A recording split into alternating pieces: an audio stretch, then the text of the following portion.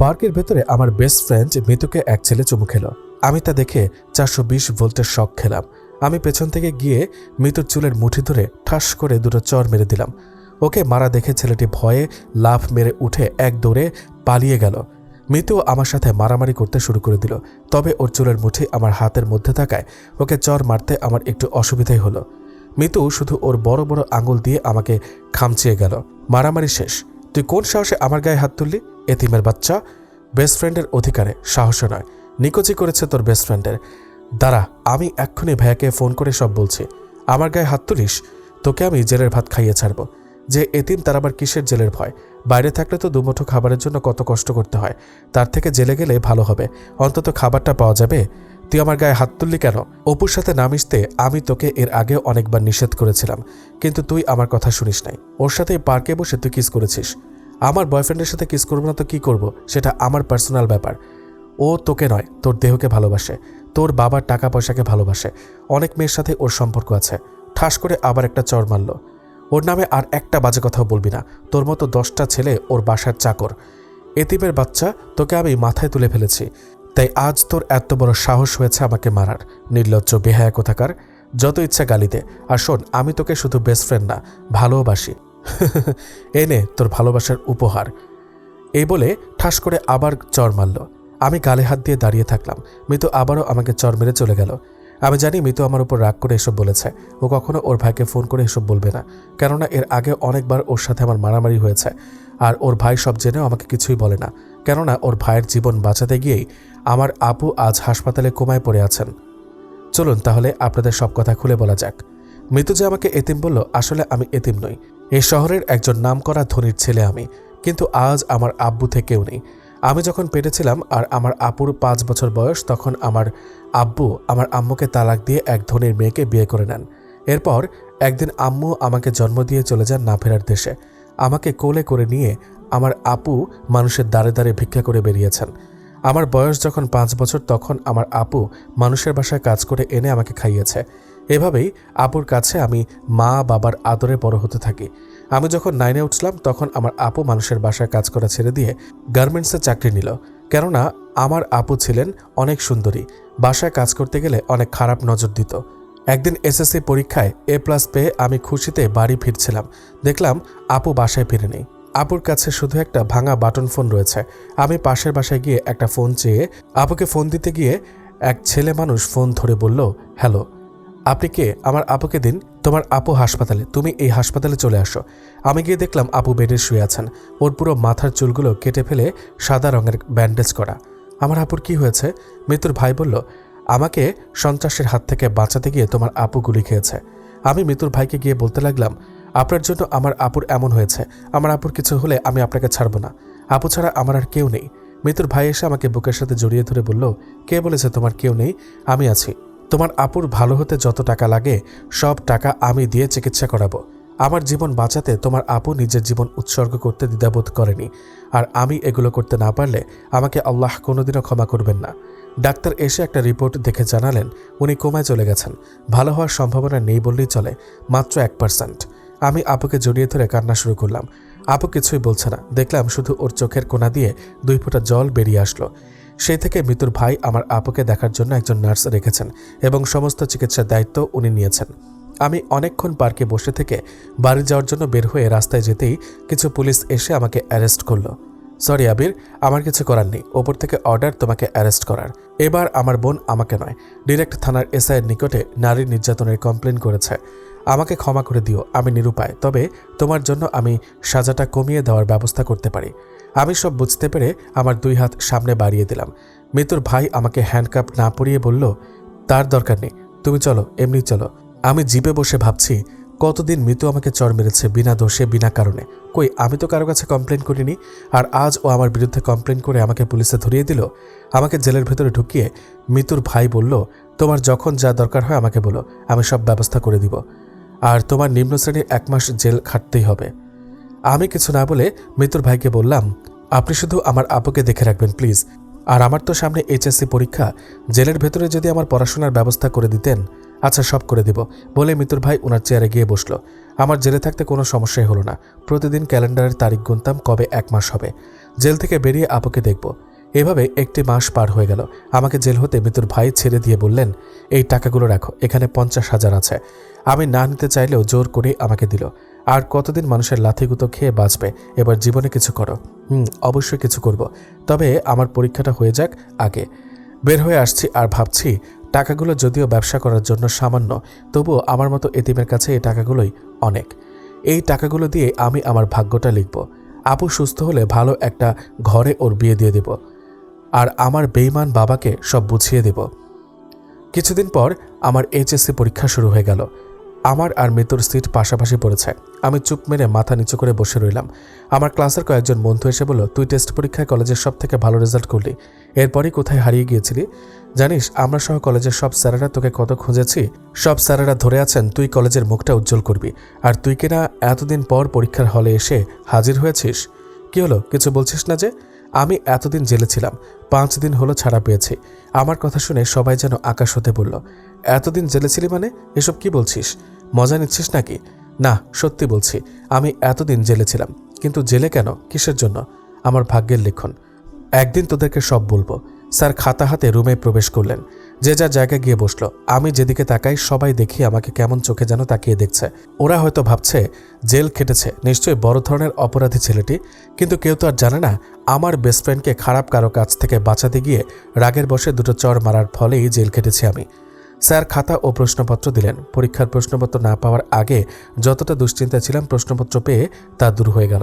শুরু করে দিলাম লেখা। সবার আগে আমি উঠে দাঁড়িয়ে দিয়ে, স্যার অতিরিক্ত পেজ লাগবে বলতেই স্যার সহ পুরো রুমের ছাত্রছাত্রী আমার দিকে তাকালো। এত তাড়াতাড়ি অতিরিক্ত পেজ নিব শুনে এক স্যার এসে আমার খাতা উল্টে পাল্টে দেখল। আমি ভাবছি স্যার এমন করছে কেন। পুরো খাতা দেখলেন, পরে আমাকে খাতা দিলেন। এই অতিরিক্ত পেজ নেওয়ার পর থেকে আমার যত সমস্যা সৃষ্টি হয়ে গেল। স্যার তো নকল করছি ভেবে পাশে এসে পুরো 5 মিনিট দাঁড়িয়ে থেকে লেখা দেখলেন, আবার হঠাৎ ঘাড়ে হাত রাখলেন। আমি তো ভয় পেয়ে গিয়ে স্যারের দিকে তাকাতেই উনি বললেন, গুড, ক্যারি অন। স্যার চলে গেলেন। তারপরই পরপর 3 বার পেছন থেকে কেউ কলমের নিব দিয়ে পিঠে খোঁচা মারল। আমি হালকা ঘাড় ঘুরিয়ে তাকাতেই মিতু বলল, 2-এর ক নম্বর প্রশ্নের উত্তরটা কি হবে? এতিমের বাচ্চা। ঘাড় ঘুরিয়ে নিয়ে আবার লিখতে শুরু করলাম। একটু পর ও আবার আমাকে খোঁচা মারল। 5-এর খ নম্বর উত্তরটা বলা যাবে? এতিমের বাচ্চা। এভাবে প্রায় প্রতিটি পরীক্ষায় মিতু আমাকে ডিস্টার্ব করত। আমি শুধু একটা কথায় উত্তর দিতাম, এতিমের বাচ্চা। শেষ পরীক্ষার দিনে সব বন্ধুরা এসে বলল, চল সবাই আজকে পরীক্ষা শেষে ঘুরতে যাব। আমি কিভাবে ওদেরকে বলবো আমার কাছে ঘুরতে যাওয়ার মতো টাকা নেই? মিতুর ভাই আমাকে যে টাকা দিয়েছে তা আমার ভাগ্য লিখতে, বন্ধু বান্ধবের সাথে ঘুরে আড্ডা মাস্তি করতে নয়। ওরা বলে যে যার জায়গায় গিয়ে বসলো। আমি পকেটে হাত দিয়ে দেখলাম মাত্র 20 টাকা রয়েছে। 20 টাকা গাড়ি ভাড়া দিয়ে 10 টাকা গাড়ি ভাড়ার রাস্তা হেঁটে বাড়ি যাব বলে 20 টাকা নিয়ে এসেছিলাম। পরীক্ষা শেষে সবাই এসে ধরল, চল তোকে যেতেই হবে। না, আমার কাজ আছে, তোরা যা। ওরা সব চলে গেল। আমারও ইচ্ছে হচ্ছিল ওদের সাথে যাই, কিন্তু সেটা তো আর আমার ভাগ্যে নেই। মন খারাপ করে বাসায় গেলাম। হঠাৎ বালিশের নিচে আপুর ভাঙা বাটন ফোনটি ধরতেই আমার মন খারাপ মুহূর্তের মধ্যে ভালো হয়ে গেল। মনে হচ্ছে আজ আমি পৃথিবীর সবচাইতে খুশি। মিতুর ভাই মাসুদ বলল, হ্যালো আবির, তুমি কোথায়? বাসায় ভাইয়া, তাড়াতাড়ি হাসপাতালে চলে এসো। তোমার আপু কোমা থেকে বের হয়ে এসেছেন, এইমাত্র হাসপাতালের নার্স ফোন করে জানালেন। আমি যাচ্ছি, তুমি চলে এসো। মাসুদ ভাইয়ের কথা শুনে আমার খুশিতে চোখে পানি চলে আসলো। দৌড়ে গিয়ে দেখি মাসুদ ভাইয়া আপুর পাশে বসে আছেন। আমি গিয়ে আপুর দিকে চেয়ে থাকলাম। আপুর চোখ বেয়ে জল পড়ছে আমারও। ডাক্তার এসে জানালেন, আপনার ভাগ্য অনেক ভালো। আপনার ভালো হওয়ার কোনো সম্ভাবনাই ছিল না, কিন্তু আল্লাহ পাকের দোয়ায় আর এই মানুষটার, মাসুদ ভাইয়ের জন্য আজ আবার আপনি সুস্থ জীবনে ফিরে আসলেন। আচ্ছা আমি তাহলে আসি। মাসুদ ভাই চলে যাবে কি আপু আমাকে ওনাকে ডাকতে বললেন। আমি ডাকতেই মাসুদ ভাই আবার আসলো। আপু ওনার এক হাত ধরে কান্না ভেজা কণ্ঠে বললেন, আপনার এই ঋণ আমি কোনোদিনও শোধ করতে পারবো না। এভাবে বলছো কেন? আমার জন্যই তুমি এমন অবস্থায় পতিত হয়েছিলে। নিজের জীবন হতে কয়েকটা বছর হারিয়ে ফেলেছ। আমি ঋণী তোমার কাছে। চলো আমার গাড়িতে করে তোমাদের বাসা অবধি এগিয়ে দিয়ে আসি। আপুকে নিয়ে আমি পেছনে বসে আছি আর ভাবছি, মাসুদ ভাইয়া সত্যিই মানুষ নয়, ফেরেশতা। এমন একটা মানুষের হাতেই যদি আমার আপুটাকে তুলে দিতে পারতাম, তাহলে ভাই হিসেবে আমার আপুটাকে শ্রেষ্ঠ উপহার দেওয়া হতো আমার। বস্তির এক নোংরা জায়গায় গাড়ি থামাতে বলায় মাসুদ ভাই অবাক হয়ে বললেন, এখানে গাড়ি থামাতে বললে যে? আমরা এই বস্তিতেই থাকি, একটু ভেতরেই আমাদের বাসা। বাসা অবধি আপনার গাড়ি যাবে না। গাড়ি থেকে নেমে আমরা চলে আসতেই উনি আমাদের ডেকে বললেন, কোনো সমস্যা বা প্রয়োজন হলে জানাবে, ইনশাআল্লাহ নিজের সর্বোচ্চটা দিয়ে পাশে থাকব। আপু মাথা নাড়ল। উনি চলে গেলেন। আমি আর আপু আমাদের বাড়ি চলে আসলাম। কয়েকদিন পর আপু আর আমি বসে থেকে প্ল্যান করছি কিভাবে আমাদের এই পরিস্থিতিটা বদলানো যায়। আপু বলল, আমরা আগে যেখানে থাকতাম ওখানে বাড়ি ভিটাটা বিক্রি করে দেই, যা হবে আর তোর কাছে যা আছে তা দিয়ে আমরা টাকাগুলো কাজে লাগিয়ে দিই ভাই। আপু, ওই জমিটা বিক্রি করে সর্বোচ্চ 30,000 টাকা পাওয়া যাবে। এই দিয়ে কিভাবে কি করব আমরা? ভাই, আমার ওই 30 আর তোর কাছে 50, এই দিয়ে আমরা একদিন ভাগ্যটা এমনভাবে লিখব যা হয়তো কেউ স্বপ্নেও ভাবতে পারবে না। কি করব আমরা? দীর্ঘদিন আমার গার্মেন্টসে কাজ করার অভিজ্ঞতা আর আমার সাথে কাজ করা কিছু চেনাজানা মানুষ নিয়ে ছোট্ট একটা ওয়ার্কশপ দিয়ে আমরা আমাদের যাত্রাটা শুরু করব ভাই। আপু কি করতে চাইছে আমার মাথায় ঢুকলো না। আপু, কিছু বুঝলাম না। আমরা প্রথমে পুরনো একটা সেলাই মেশিন কিনব, তারপর কিছু গার্মেন্টস কর্মীদের পার্ট টাইম এখানে কাজ করার জন্য সংগ্রহ করব। এরপর আমরা ছোটোখাটো কাজ ধরব এবং খুব সূক্ষ্মভাবে কাজ করব। আপু, তাহলে মাসুদ ভাইকে আমাদের জানানো উচিত, ওনার থেকেও কিছু পরামর্শ নেওয়া উচিত, কি বলিস? এমনিতেই আপু আসার পর থেকে আমি যখন মাসুদ ভাইয়ের সাথে কথা বলতাম তখন আপু শুধু ওনার কথাই বলতো, উনি কেমন আছে জানতে চাইতো। আজ আবার ওনার কথা বলাতে আপু অনেক খুশি হয়ে গেল। আচ্ছা, তাহলে তুই ফোন করে ওনাকে বল আমরা গিয়ে এক জায়গায় বসি। আমি ফোন দিলাম। উনি আমাদের এক রেস্টুরেন্টে যাওয়ার কথা বললেন। আপু দেখছি সেই সাজুগুজু করেছে। আমার কিছুটা শখ হলো। আপু আগে থেকে মাসুদ ভাইয়ের সাথে পরিচয় নিয়ে তো ওনাদের মাঝে কোনো সম্পর্ক আছে মনে করে আমার শখ হলো। আপুকে গিয়ে বললাম, আপু এত সাজগুজু ব্যাপার কি?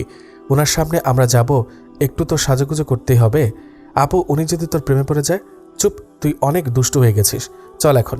আপু, তোদের মাঝে আমার গিয়ে কাজ কি? তুই একাই যা, দিব একটা চর। চল বলছি। আপু আমার হাত ধরে নিয়ে গেল। রেস্টুরেন্টে বসে আমি ওদের দুজনের মাঝে বাধা হয়ে বসে থাকলাম। মাসুদ ভাইয়ের দৃষ্টি বলছে আমি যেন উঠে যাই। ওনার শুভ দৃষ্টিতে আমি যেন বাধা হয়ে আছি। আমি একটা বাহানা দিয়ে উঠে যেতেই আপু আমার হাত চেপে ধরল আর ছাড়লই না।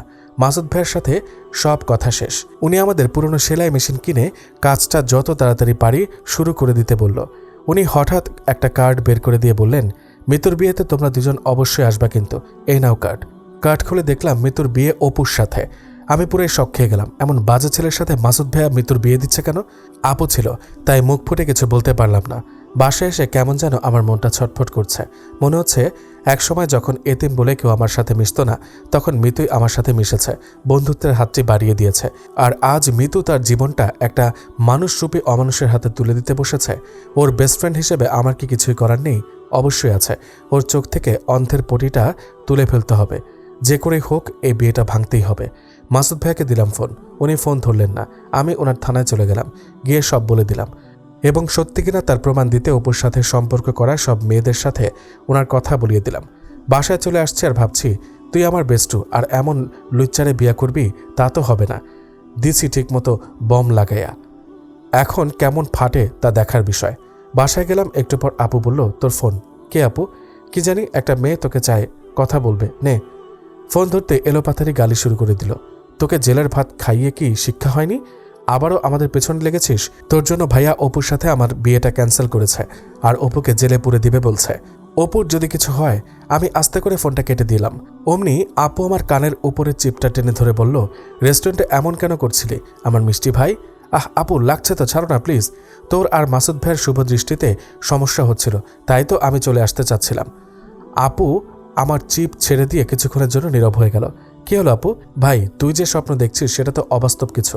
ওনার স্ট্যাটাসের সাথে কি আমরা যাই? আমরা কোথাকার এতিম, দুমুঠো খাবারের জন্য কত কষ্ট করতে হয়। আপুর চোখ পেয়ে জল পড়ল। সরি আপু, আমি তোকে কষ্ট দিয়ে ফেললাম। আরে না, যা হাত মুখ ধুয়ে খাবি, চোখের পানি মুছে বলল। আপু খাবার বাড়তে চলে গেল। আজ আমার সন্দেহ দূর হয়ে গেল। আপু মাসুদ ভাইকে শুধু পছন্দ নয়, ভালোবাসে। খাওয়া দাওয়া শেষে আপু আর আমি আবার বসলাম পরিকল্পনা করতে। আপু বলল, কাল আমাদের সব ব্যবস্থা সেরে ফেলতে হবে ভাই। পরের দিন আপু আর আমি সেলাই মেশিনগুলো কিনে একটা রুম ভাড়া করে সেখানে স্থাপন করলাম।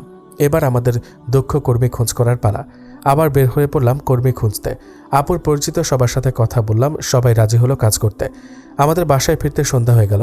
আপু বলল, ভাই আজ অনেক ক্লান্ত, চল আজকে রান্না না করে আমরা হোটেলে কিছু খেয়ে বাসায় যাই। আমি আর আপু এক হোটেলে ঢুকে কিছু নর্মাল খাবার খাচ্ছি। হঠাৎ দেখলাম অপু সহ ওর অনেক বন্ধু বান্ধব হোটেলে প্রবেশ করলো। আপু এখান থেকে চল। কি বলিস, খাবারগুলো রেখে না খেয়ে চলে যাব নাকি? বস, খেয়ে যাব। তাহলে তোর ব্যাগে যে মাস্ক আছে ওইটা আমায় দে। আপু ওর মাস্কটি বের করে দিল। আমি তাড়াতাড়ি করে মাস্ক পরে নিলাম। খেয়াল করলাম পেছনের টেবিলে বসা অপু সহ ওর বন্ধুরা আপুকে নিয়ে বাজে বাজে মন্তব্য করছে। আমার রাগে মাথা গরম হয়ে গেল। বিষয়টা আপু বুঝতে পেরে আমার হাতটি ধরে নিয়ে বিল পে করে বের হয়ে গেল। আমি আর আপু রাস্তা দিয়ে হাঁটছি। হঠাৎ একটা জিপ আমাদের রাস্তাটা আগলে দাঁড়ালো। তুই কি মনে করেছিস সাবিরের বাচ্চা, তোকে আমি হোটেলে চিনতে পারি নাই? হোটেলে সিসি ক্যামেরা ছিল, তাই কিছু না বলে তোদের বাইরে বার হতে বাধ্য করেছি। সেদিন তো আমার সামনে আমার জানেমানটাকে চড় মেরেছিলি। আমার বিয়েটাও তুই ভোগে পাঠিয়ে দিয়েছিস। তোকে কি আমি এমনি এমনি ছেড়ে দিব বল? মালটা কে, তোর গার্লফ্রেন্ড নাকি? দেখতে জোশ মাইরি। অপুর কথা শুনে আমার চোখ দুটো লাল হয়ে গেল। আমার সামনে আমার বোনকে ও মাল বলল। আমি ওকে মারতে যাব কি? আপু আমার হাতটি ধরে বলল, না চুপ করে থাক, চল তোকে ছেড়ে দিচ্ছি, মালটাকে আমাদের হাতে তুলে দিয়ে চলে যা। দেখ অপু, তোর রাগ আমার উপর, আমার জন্য আমার আপুকে নিয়ে বাজে মন্তব্য করবি না। তোর যত রাগ আছে আমার উপর ছাড়। তুই তো এতিমের বাচ্চা, তোকে মারলে ছুঁচো মেরে হাত গন্ধ করা হবে, আর তোর আপুকে নিয়ে গিয়ে আদর দিলেই তোর আসল শিক্ষা হবে। আপু আমার হাত ধরে একটু টান দিয়ে চোখ পানে চেয়ে বলল, ভাই আর একটু এই কথাগুলো সহ্য কর, ও আসছে, আমাদের কোনো ভয় নেই। আমি ভাবছি ওটাকে যে আমাদের আজকে বাঁচাবে। অপুর কয়েকটা বন্ধু এসে আমাকে কিল ঘুষি মারল। আমি মাটিতে পড়ে থাকলাম। আপুকে নিয়ে ওরা জিপে করে চলে যেতেই পুলিশের গাড়ি এসে ওদের ধরে ফেলল। আমি মাটি থেকে মাথা তুলে দেখলাম আপু আর মাসুদ ভাইয়া আমার দিকে এগিয়ে আসছে। মাসুদ ভাইয়া আমাকে টেনে তুলল। তুমি ঠিক আছো তো? আমি ওনাকে ধরে দাঁড়িয়ে বললাম, ভাইয়া চলো হাসপাতালে। না ভাইয়া আমি ঠিক আছে। আচ্ছা তাহলে চলো তোমাদের বাসা অবধি এগিয়ে দিয়ে আসি। আমাদের বাসা অবধি উনি এগিয়ে দিয়ে আপুকে বলল, ধন্যবাদ তোমাকে এই শয়তানের বাচ্চাটাকে ধরার জন্য। একটা উপযুক্ত প্রমাণ খুঁজছিলাম, আজকে তা পেয়ে গেছি।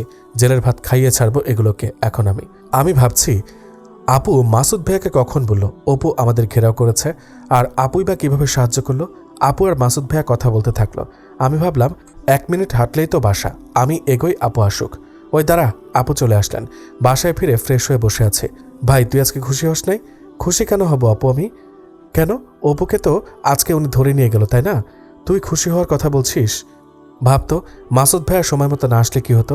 উনি তো আসবেনই, ওনার কথা মতোই তো সব করেছে আমি। মানে কি আপু, কি বলিস তুই এসব? এই দেখ পর, বাটন ফোনের মেসেজ বার করে দিয়ে। লাবণ্য কি করো? এই তো একটু কাজ সেরে আমি আর ভাই বাসায় ফিরছি। কোথায় এখন?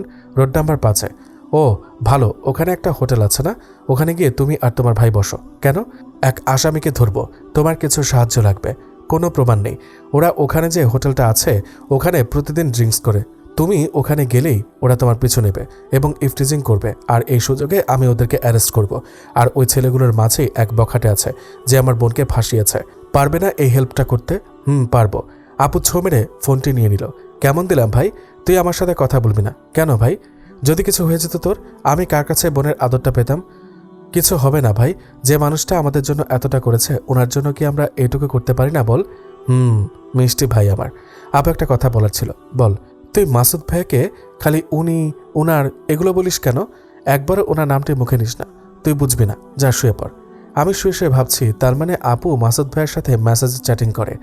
মেসেজগুলো সবটা না পড়তেই ফোনটা ছো মেরে নিয়ে নিল। ঘুমিয়ে পড়লাম। পরের দিন সকাল সকাল ঘুম হতে উঠলাম, কেননা আজ থেকে শুরু হবে আমাদের ভাগ্য লিখনের কাজ। 10টি সেলাই মেশিন আর 10 জন কর্মী নিয়ে শুরু হবে আমাদের পথ চলা। জানি না আমরা পারবো কিনা, তবে হাল ছাড়তে আমরা রাজি নই। 10 জনের ভেতরে 7 জন কর্মী আসলো। আপু ওদের নিয়ে কাজ শুরু করে দিলেন। প্রথম 1 সপ্তাহ হাতে কোনো তেমন কাজই পেলাম না। এরপরে শুরু হয়ে গেল মানুষজনের আসা যাওয়া আমাদের ওয়ার্কশপে, অর্ডারের ওপরে অর্ডার। আমি বসে থেকে সব হিসাব নিকাশ করতাম, আর আপু সবকিছু পর্যবেক্ষণ করতেন। আপু লেখাপড়া জানত না, কিন্তু এই কাজ সম্পর্কে ওর ছিল অনেক অভিজ্ঞতা, কেননা এই কাজটির দ্বারাই আমাদের সংসার চলতো একসময়। আপু ওর সর্বত্র দিয়ে সবাইকে কাজ ভালো করে বুঝিয়ে দিত। যারা কাজ করত তারাও ছিল অর্ধবয়স্ক মহিলা, একসময় গার্মেন্টস কর্মী। মাত্র 1 মাসের মধ্যে কাজের মান ভালো হয় এদিকে ওদিকে ছড়িয়ে পড়ল বস্তিতে ছোট্ট একটা ওয়ার্কশপের সুনাম। 1 মাসে আমাদের মূলধন ডাবলে পরিণত হলো। ভাই বলেছিলাম না, যা আছে তাই যথেষ্ট আমাদের ভাগ্যটা লিখার জন্য। আপু, আমাদের আরও একটা পথ পাড়ি দিতে হবে ভাই। আমরাও একদিন আমাদের বেইমান বাবাটার সামনে গিয়ে দাঁড়াবো ওনার প্রতিদ্বন্দ্বী হিসেবে। আপু কাল তো আমার রেজাল্ট দিবে পরীক্ষার, ভয় হচ্ছে খুব আমার। কিছু হবে না ভাই আমার, তো রেজাল্ট ভালো হবে আমি তা জানি। পরের দিন বাটন ফোনটি দিয়ে রেজাল্টের জন্য ডায়াল করলাম। ফোনে মেসেজ আসলো, যা দেখে আমি হুররে বলে চিল্লায় উঠলাম। আপু সহ যারা কাজ করছিলেন সবাই এগিয়ে আসলো। কি হয়েছে ভাই? আপু, আমি আবারও A+ পেয়েছি। ভাই বলেছিলাম না তুই ভালো রেজাল্ট করবি? আপু, আমার রেজাল্টের জন্য মাসুদ ভাইয়ের অনেক অবদান রয়েছে। ভাই। আপু হুম বলল কেন? ও না জেনে শুনেই হুম বলল। ভাই হুম বলায় অবাক হয়েছিস তাই তো? আসলে উনি আমার সব বলেছেন। আপু ফোন করে মাসুদ ভাইকে জানাই, কি বলিস? আমি ফোন করে রেজাল্টের কথা বললে মাসুদ ভাই আমাকে কংগ্রাচুলেশনস জানালো। আমি ভাবছি কি করে বলবো মিতুর রেজাল্ট কি, পেটে আসলেও মুখে বলতে পারলাম না। উনিই বললেন মিতু কান্না করছে, ওর একটাই ফেল এসেছে। কোনটায় ফেল আসছে? আইসিটিতে না?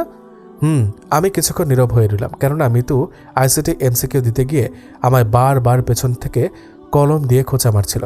ওই দিন পরীক্ষা শেষে বুঝেছিলাম ওর রেজাল্ট খারাপ করবে আইসিটিতে। ওর রেজাল্টের জন্য আমি কিছুটা দায়ী, কিন্তু নিজেকে দোষ দিয়ে কী লাভ? ও তো ওর ওপরে আমার সব অধিকার কেড়ে নিয়েছে। ভাই ফেল পড়েছে মিতু, আর তুই মন খারাপ করলি যে? এমনি আপু।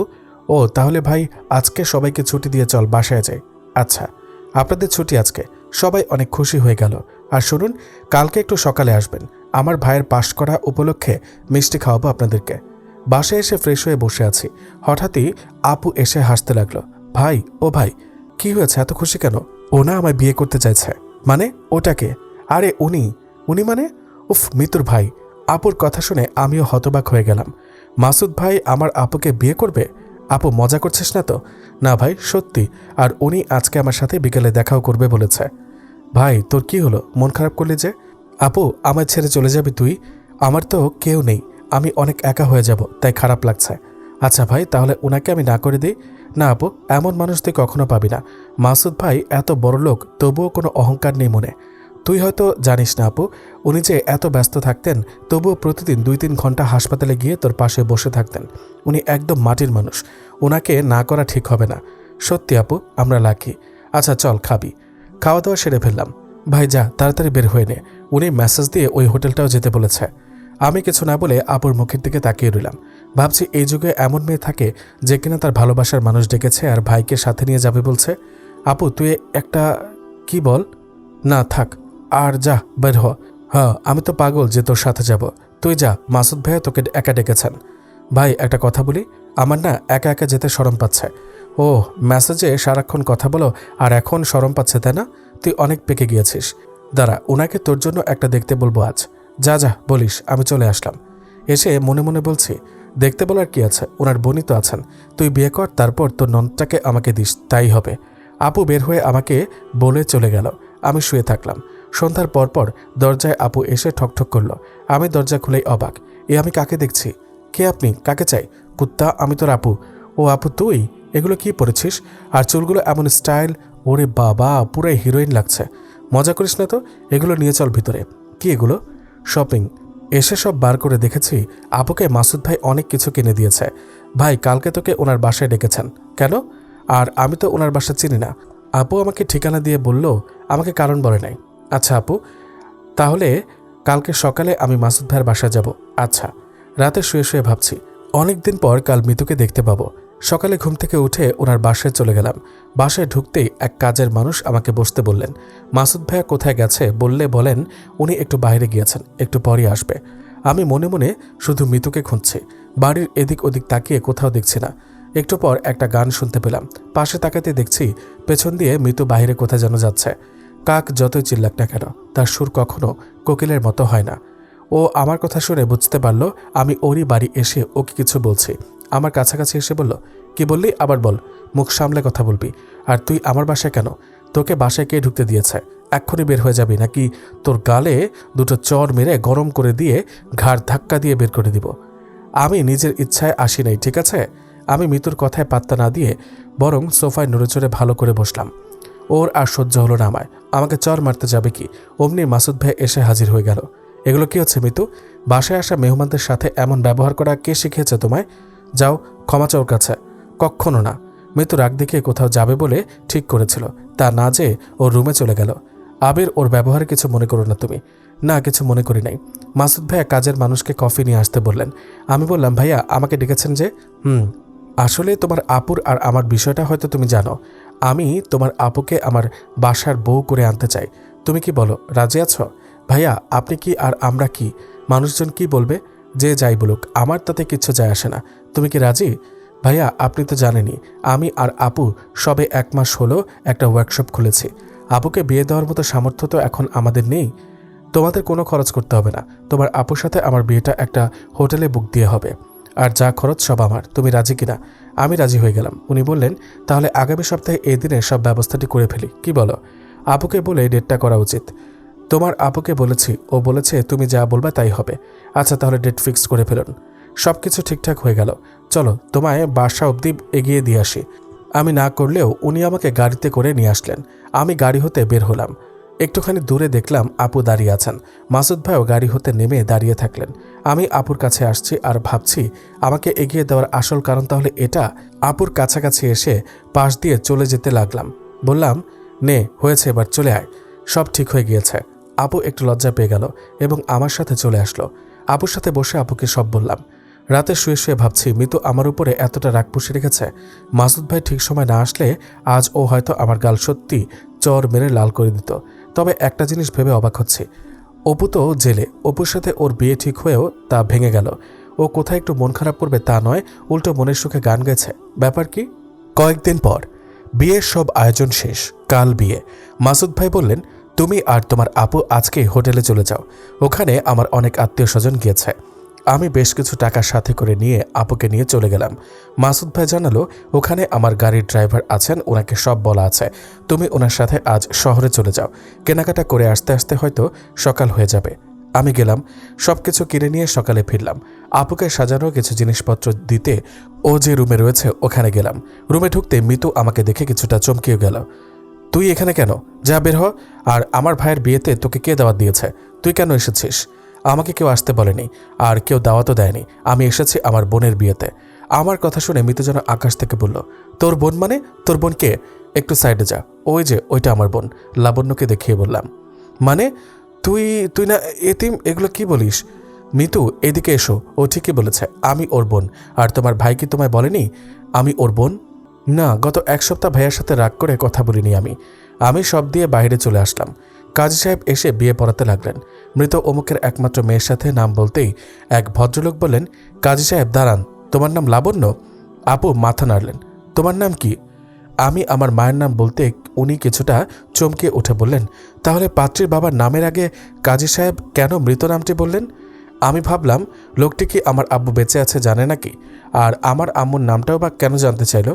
আসলে আমি যখন আমার মায়ের পেটে ছিলাম আর আপুর বয়স যখন 5 বছর, তখন আমাদের বাবা আমাদের মাকে তালাক দিয়ে অন্য একজনকে বিয়ে করে আমাদের ছেড়ে চলে যায়। সেই থেকে আমার আর আপুর চোখে আমাদের আব্বু মৃত। আমার সার্টিফিকেটেও মৃত লেখা আছে। তাই কাজী সাহেব মৃত বলেছেন। কিন্তু আপনি কে? আপনার নাম কি? লোকটা মাথা নিচু করে থাকলে আমি আবারও জানতে চাইলাম, আপনি কে? কি হলো বলুন? আরে ওনাকে চেনো না? উনি হলেন এই শহরের বিশিষ্ট ব্যবসায়ী শফিক সাহেব। আমার আর বুঝতে বাকি রইল না যে উনি হলো আমার সে মৃত বাবা। আমি চরম ক্ষোভে বলতে শুরু করলাম, আপনারা সবাই শুনুন, টাকা পয়সাওয়ালা কোটিপতির মেয়েকে বিয়ের লোভে নিজের স্ত্রীর পেটে 8 মাসের সন্তান ও 5 বছরের একটা মেয়েকে রেখে তালাক দিয়ে চলে যাওয়া আমার ও আপুর মৃত বাবাটি আর কেউ নয়, উনি। অমনি আপু পেছন থেকে এসে আমার মুখটি চেপে ধরে বললেন, চুপ কর ভাই। আপুর হাতটি সরিয়ে, না আপু, আমায় বলতে দে। এতদিন নিজের ছেলে মেয়ের কোনো খোঁজ খবর নেই, আর আজকে মেয়ের বিয়েতে নামের আগে মৃত বলায় পিতার পরিচয় নিয়ে এসেছেন। আমি সহ বিয়ে বাড়ির সবাই আমার পিতা নামের বেইমানটাকে অপমান করে অনেক কথাই শুনিয়ে দিলাম। ভাই, হাজার হলে উনি আমাদের বাবা, আমাদের জন্মদাতা। আপু তুই চুপ কর, উনি আমাদের কিসের বাবা? জন্মদিনে কি বাবা হয়ে যায়? উনি পিতা হিসেবে কি দায়িত্ব পালন করেছেন যে আমাদের পিতা হবেন উনি? আমার পিতা ও মাতা একমাত্র তুই, আর কেউ নেই। আপু তুই আমার সব। একটু পর উনি সহ আমার সৎমা চলে গেলেন। আপু এসে আমাকে জড়িয়ে ধরে কান্না করলেন। মাসুদ ভাই এসে বললেন, লাবণ্য শান্ত হও। কাজী আবার আপুর বিয়ের কাজ শুরু করে দিলেন। বিয়ে পড়ানো শেষ, এখন খাওয়া দাওয়া হবে। আমি একটা জিনিস ভেবে পাচ্ছি না। মিতুকে সেই সকালে আপুর সাথে রুমে দেখলাম, ও কোথায় গিয়েছে মনে মনে খুঁজছি, কিন্তু পাচ্ছি না। অতঃপর মিতুসহ ওর বান্ধবীদের দেখা মিলল খাওয়ার টেবিলে।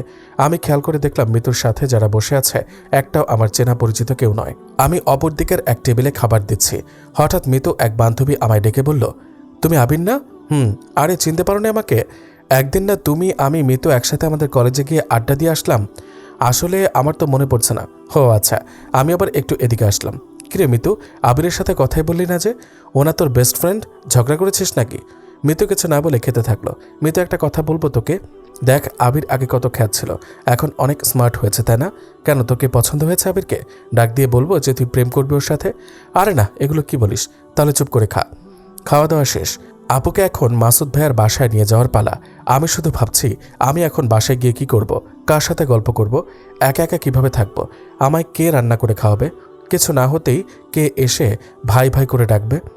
আপু অনেক কান্না করলো, কিন্তু আমি চাইলেও আপুর মতো চিৎকার করে কাঁদতে পারলাম না। শুধু 2 চোখ বেয়ে জল গড়িয়ে আসলো। আমি আপুকে বিদায় দিলাম। একে একে সবাই হোটেল হতে বিদায় নিল। আমিও বের হয়ে আসছি আর ভাবছি আপু যখন মেয়ে হয়ে জন্ম নিয়েছে তখন তাকে পরের ঘরে একদিন না একদিন যেতেই হবে। কিন্তু আজ আমার মনে হচ্ছে আমি যেন আজ সত্যি এতিম হয়ে গেলাম। বাসায় এসে বসতেই আপু ওর বাটন ফোনে ফোন দিল। অনেকক্ষণ আপুর সাথে কথা হলো। ও অনেক কান্না করলো। আমি কি বলে সান্ত্বনা দিব তার ভাষা খুঁজে পেলাম না। 2 দিন পর ওয়ার্কশপে সেলাইয়ের কাজ করা সবাই আমার বাসায় আসলো। বাবা, 3 দিন হলো আমরা সবাই কাজ করতে এসে প্রতিদিন ঘুরে যাচ্ছি। তোমরা কি আর আমাদের নিয়ে কাজ করাবে না? আমরা কি ঠিকমতো কাজ করি না, নাকি আমাদের কাজে তোমাদের পোষাচ্ছে না? আসলে তা নয়, আমার আপুর বিয়ে হলো তো তাই আর কি। ও আচ্ছা, লাবণ্য মামুনির বিয়ে হয়ে গেল। তা বাবা, জামাই কি করে? দুলাভাই পুলিশ অফিসার। হো, লাবণ্য মামুনি ভালোই ভাগ্যবতী তাহলে, এমন একটা বর পেল ও। আপনারা বসুন একটু, আমি ওনাদের 1 মাসের অগ্রিম বেতন দিয়ে দিলাম। ওনারা টাকা পেয়ে এতটা খুশি হবে আমি ভাবিনি। কেউ কেউ বলল, বাবা এতদিন যে আমরা গার্মেন্টসে নিজেদের হাড় ভাঙা পরিশ্রম করলাম, কোনো সময় ঠিকমতো টাকা পাইনি, আর তুমি আমাদের অগ্রিম বেতন দিয়ে দিলে আমরাও আমাদের সর্বোচ্চ দিয়ে কাজ করব, কথা দিলাম। আচ্ছা, তাহলে কাল হতেই আপনারা আবার নিয়মিত কাজে আসা শুরু করুন। ওনারা সবাই চলে গেল। আমি জানি যারা এসেছিলেন তারা সবাই গরিব। 1 মাস পর তো ওনাদের বেতন দিতেই হতো। এখনই টাকা আছে তো দিতে সমস্যা কোথায়? তাই দিয়ে দিলাম। এতে ওনারা কাজ করতে ভালো উৎসাহ হবেন। ভেবেছিলাম নিজের ভাগ্যটা নিজেই লিখব, কিন্তু আপু এসে সাময়িকের জন্য আমার সাথে যোগ দিয়ে আমায় সঠিক ও ভালো একটা পথ দেখিয়ে দিয়ে চলে গেল। যাক, নিজের ভাগ্যটা নিজেরই লিখতে হয় তা বুঝতে পারলাম। পরের দিন আমি সব কাজ দেখাশোনা করছি। আপু ফোন দিয়ে বলল, ভাই আজ 4 দিন হলো তোর দেখা নেই, আয় না আজকে আমার বাসায়, অনেক কাজ, না হলে আমি যেতাম ভাই। আচ্ছা, আমি তাহলে বিকেলে যাব। আমার যাওয়ার কথা শুনে আপু অনেক খুশি হলো। বিকেলে আপুর বাসায় চলে গেলাম। আপুর রুমে যেতেই দেখলাম মিতু আর আপু বসে টিভি দেখছে। আমাকে দেখে মিতু তাড়াহুড়ো করে চলে গেল। মিতুকে চলে যাওয়া দেখে আমি বললাম, রাগলে অনেক সুন্দর লাগে। ও দাঁড়িয়ে গিয়ে কিছু বলতে যাবে কি, আপু নে এগুলো রাখ, মিষ্টি দিয়ে বলল। ভাই বস তুই। একটু পরেই আপু আমাকে খাবারের টেবিলে নিয়ে গেল। আমি টেবিলে গিয়ে তাকিয়ে ভাবছি এই বাড়িতে শুধু 2টা কাজের মানুষ, মাসুদ ভাইয়া, মিতু, আপু আর ওনার বৃদ্ধ বাবা আছেন। তাহলে টেবিলে এত রকমের খাবার কেন? কি হলো বস? আমি খাওয়ার টেবিলে বসতেই ভাবি অনেক ক্ষুধা পেয়েছে, খেতে দাও বলতে বলতে মিতু আসলো খেতে। ও আমাকে দেখে আবার ঘুরপাক খেয়ে চলে যাবে কি। আপু বলল, কোথায় যাচ্ছ? এসো, খাবে না? পরে খাবো, আমার রুমে খাবার দিয়ে দিও। মুখটা বাঁকা করে চলে গেল। দেখেছিস আপু, তোর ননদটা কেমন দেমাগি। আমি খেতে বসেছি দেখে ও খেতে এসেও চলে গেল। ওর কথা বাদ দে, তুই খা। আপু আমাকে অনেক রকমের খাবার দিল, যেগুলো আমার আজ অবধি খাওয়া হয়নি। খাবার মুখে দিয়ে মনের অজান্তে চোখ বেয়ে জল আসলো।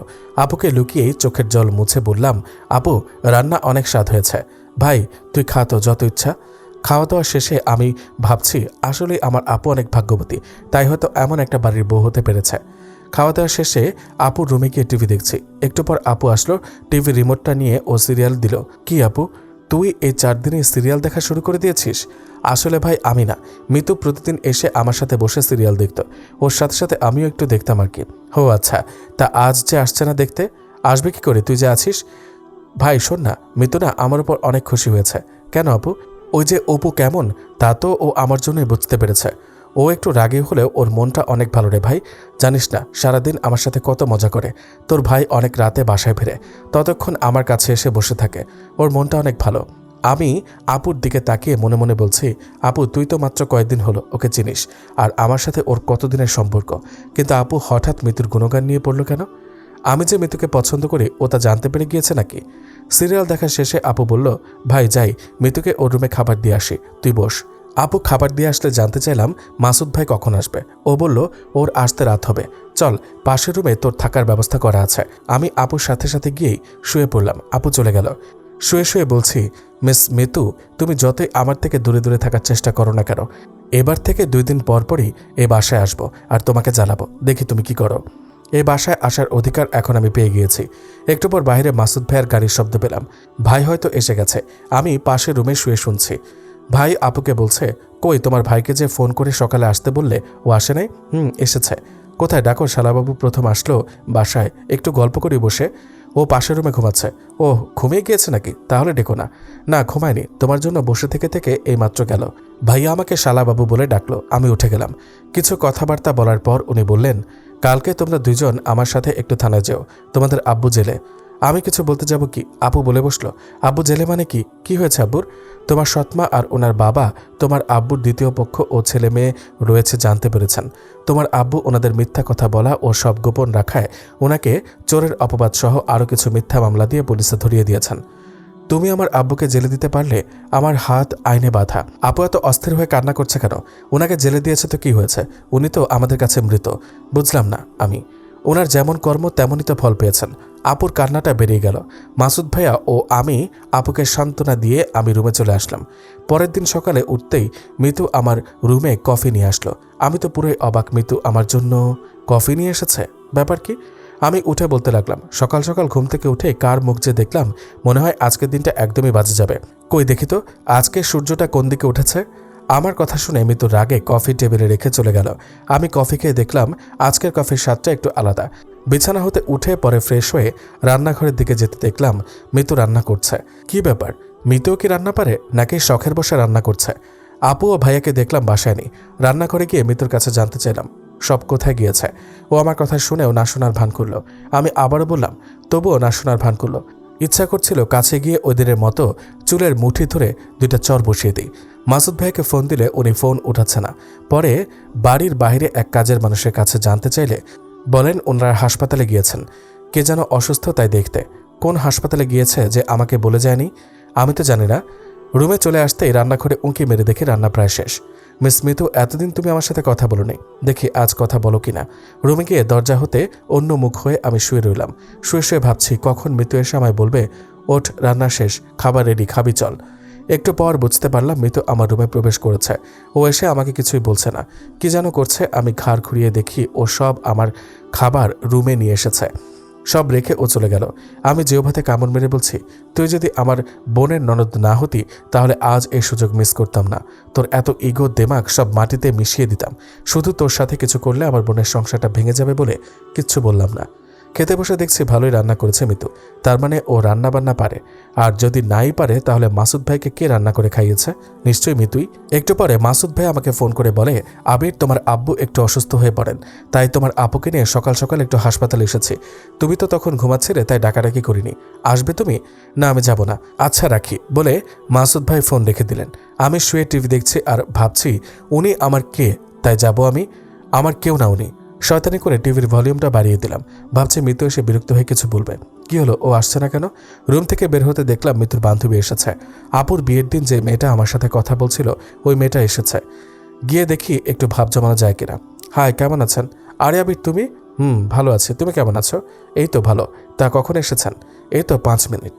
আর তুমি আমাকে আপনি করে বলছো কেন? বুঝলাম অল্পতে এটাকে পটিয়ে ফেলা যাবে। আচ্ছা, আপনি বলাই আমার অভ্যাস, তো এখন থেকে তুমি করেই বলছি। মিতুর বান্ধবীর সাথে বসে জমিয়ে গল্প করতে শুরু করে দিলাম। মিতু উঠে বলল, তুই বস, আমি ফাইলটা আর কফি নিয়ে আসছি। মিতু চলে গেল, আমিও গল্প করতে থাকলাম। একটু পর মিতু একটা ফাইল আর কফি নিয়ে আসলো। আমি কফি খেতে খেতে বললাম, কিসের ফাইল এটা? আমি আব্বুর থানার পাশ দিয়ে যাব তো, তাই আব্বু থানা থেকে ফোন করে আমাকে বললেন মিতুর ভাই আজকে থানায় আসবেন না, ফাইলটা নিয়ে যেতে, তাই এসেছে আর কি। তার মানে তোমার আব্বু কি পুলিশ? আব্বুর থানার এসআই। আমি কফি হাতে উঠে আসতেই ওর বান্ধবী বলল, কি হলো, কোথায় যাচ্ছেন? না আসলে আমার একটু কাজ আছে, তাই আর কি। উঠে আসতেই মিতু মুচকি হাসি দিল। ও হয়তো বিষয়টা বুঝতে পেরে মনে মনে বলল, এখন উঠে পালাচ্ছিস কেন? মারবি না লাইন, পটাবি না আমার বান্ধবীকে? আমি রুমে এসে কফি খাচ্ছি আর ভাবছি, তার মানে মিতুর ভাইকে মিতুর বান্ধবীর বাবাই ওই দিন আমায় অ্যারেস্ট করতে বলেছিল। ভাগ্যিস আমি বেশি দূর এগোইনি, তার আগেই সব জানতে পেরে গিয়েছি। একটু পর আপু আসলো। আপুর মনটা খারাপ, তাই আমি অন্য কিছু না বলেই বললাম, আপু আমি বাসায় চলে যাব। আপু কিছু বলার আগেই মিতুর বান্ধবী বলল, চলুন আমি আপনাকে আমার গাড়িতে ড্রপ করে দিয়ে আসি। যে ভয়ে চলে যেতে চাচ্ছি সেই ভয়টাই আবার সাথে যাবে বলছে। আপু বলল, আজকে রাতটা থেকে কাল সকালে যাস, তোর ভাই বিকেলে একটু ঘুরতে নিয়ে যাবে। আমি ওকে বলে রুমে গেলাম। বিকেলে ভাইয়া, আপু আর আমি মিলে অনেক ঘোরাঘুরি করলাম। মাসুদ ভাইয়া বেশ কিছু আমাকে শপিংও করে দিলেন। উনি বললেন, তোমরা বাসায় যাও, আমার থানায় একটু কাজ আছে। আমি আর আপু চলে আসলাম। কিছুক্ষণ পর আপু এসে আমাকে খাওয়ার জন্য ডেকে নিয়ে গেল। আমাকে খেতে দিয়ে বলল, ভাই তুই খা, আমি মিতুকে ডাকি ও খেয়েছে কিনা। আপু চলে গেল। একটু পর এসে বলল, ভাই মাথা মনে হয় 100 ডিগ্রি গরম, চোখে জল আর রাগে কটমট করছে মহারানী। আমি বললাম, কেন আপু কি হয়েছে? কই যে আমি, তুই আর তোর ভাই ঘুরতে গিয়েছিলাম, মিতুকে নিয়ে যেতে বলি নাই, ও সাথে নিয়ে যায়নি তাই মনে হয়। আমার খাওয়া প্রায় শেষের দিকে, দেখলাম মিতু এসে খেতে বসলো। আপু কিছু দিতে গেলে বলে উঠল, আমার হাত আছে, আমি নিয়ে খেতে পারি। আপু আমার দিকে তাকিয়ে মুচকে হাসি দিল। আমিও বুঝলাম মিতুর মাথাটা আজ বেশ গরম, ওকে কিছু বলা যাবে না। খাওয়া দাওয়া শেষে আপুর সাথে বসে বসে টিভি দেখছি আর গল্প করছি। একটু রাত হয়ে গেলে আমি আমার রুমে ঘুমাতে চলে আসলাম। শুয়ে ঘুমিয়ে পড়লাম। মাঝরাতে একটু একটু বুঝতে পারছি আমার বুকের ওপর বারবার কে যেন হাত রাখছে। আমি ঘুমের ঘোরে সরিয়ে দিচ্ছি, তবুও আবার হাত দিচ্ছে। আমার ঘুম ভেঙে গেল। পাশে কেউ আছে কিনা হাত দিয়ে দেখতে গিয়ে দেখলাম কে যেন শুয়ে আছে। আমি লাফ দিয়ে উঠে টেবিল ল্যাম্পটা জ্বালিয়ে দিলাম। এ কি মিতু তুই? মিতু ওর মুখে হাত দিয়ে বলল, একদম চুপ থাক, তুই আমার বিছানা কেন মিতু? আর রুমের দরজা তো অফ, কি করে ভেতরে আসলি তুই? তোর আগে এসেছি, আর কি জন্য এসেছি সেটা এখন বুঝাবো তোকে। দেখ মিতু, তুই যদি ভাবিস যে আমার রুমে এসে উল্টোপাল্টা কিছু করে তোর ভাইয়া ও আপুর কাছে আমাকে খারাপ বানাবি, তাহলে তুই চরম ভুল করবি। কেননা এটা আমার থাকার রুম, আর ওনারা কিছু বিশ্বাস করবে না, বরং উল্টো তোকেই খারাপ ভাববে। মিতু আমার কথা শুনে হা হা করে হেসে দিল। আমি অবাক হয়ে ওর দিকে চেয়ে রইলাম। মাত্র 2 দিন কথা বলি তুই আমার বান্ধবীটাকে পটিয়ে ফেলেছিস, ও তোকে ভালোবেসে ফেলেছে। সন্ধ্যায় আমাকে ফোন করে তোর নাম্বার চাইল, তাই ভাবলাম নিজের হাতের কাছেই পড়ে আছে একটা অমূল্য কিছু, আমি তার কদর না বুঝে তাকে দূরে সরিয়ে দিয়েছি। আর না, আজ তোকে আপন করে নিব। মিতুর কথা শুনে আমি একটু হাসি দিয়ে মনে মনে বলছি, যে আমার মূল্যটা এতদিন বুঝে নেয় তার সঙ্গে জীবন পার আমি করব না। মাত্র 2 দিনেই আমার বিষয়ে সবটা না জেনে যে আমাকে ভালোবেসেছে, তার ভালোবাসায় আমি গ্রহণ করে নিব।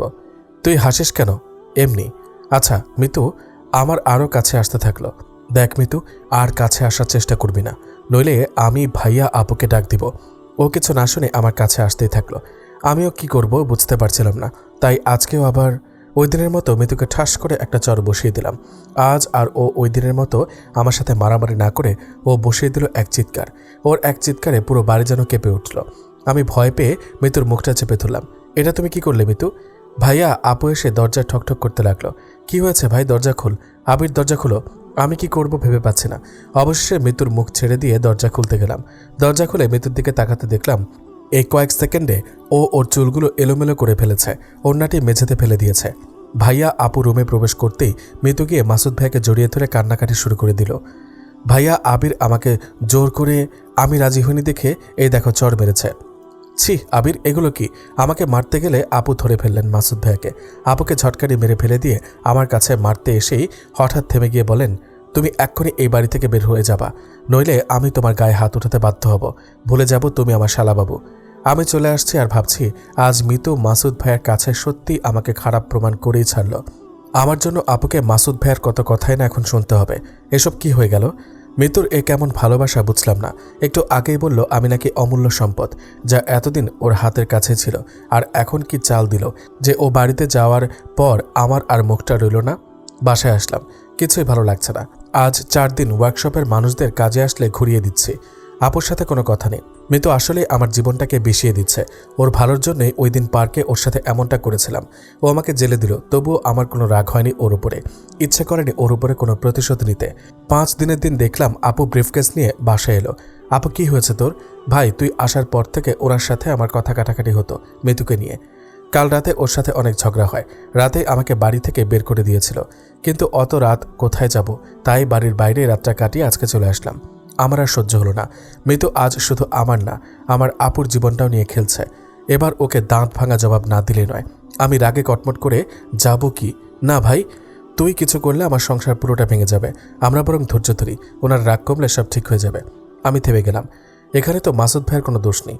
নিজের বোন যদি নাটক করে বা ভাই শুনে অন্য কেউ তার বোনকে রেপ করতে চেয়েছে, তাহলে সে কি চুপ করে থাকবে? থাকবে না। যা দোষ সব মিতুর। মিতুর সাহস ও অহংকার দিন দিন বেড়েই চলেছে। আমি ওকে উচিত শিক্ষা দিয়ে ছাড়ব। আপু অনেক কান্না করলো। আমি কি বলে সান্ত্বনা দিব বুঝলাম না।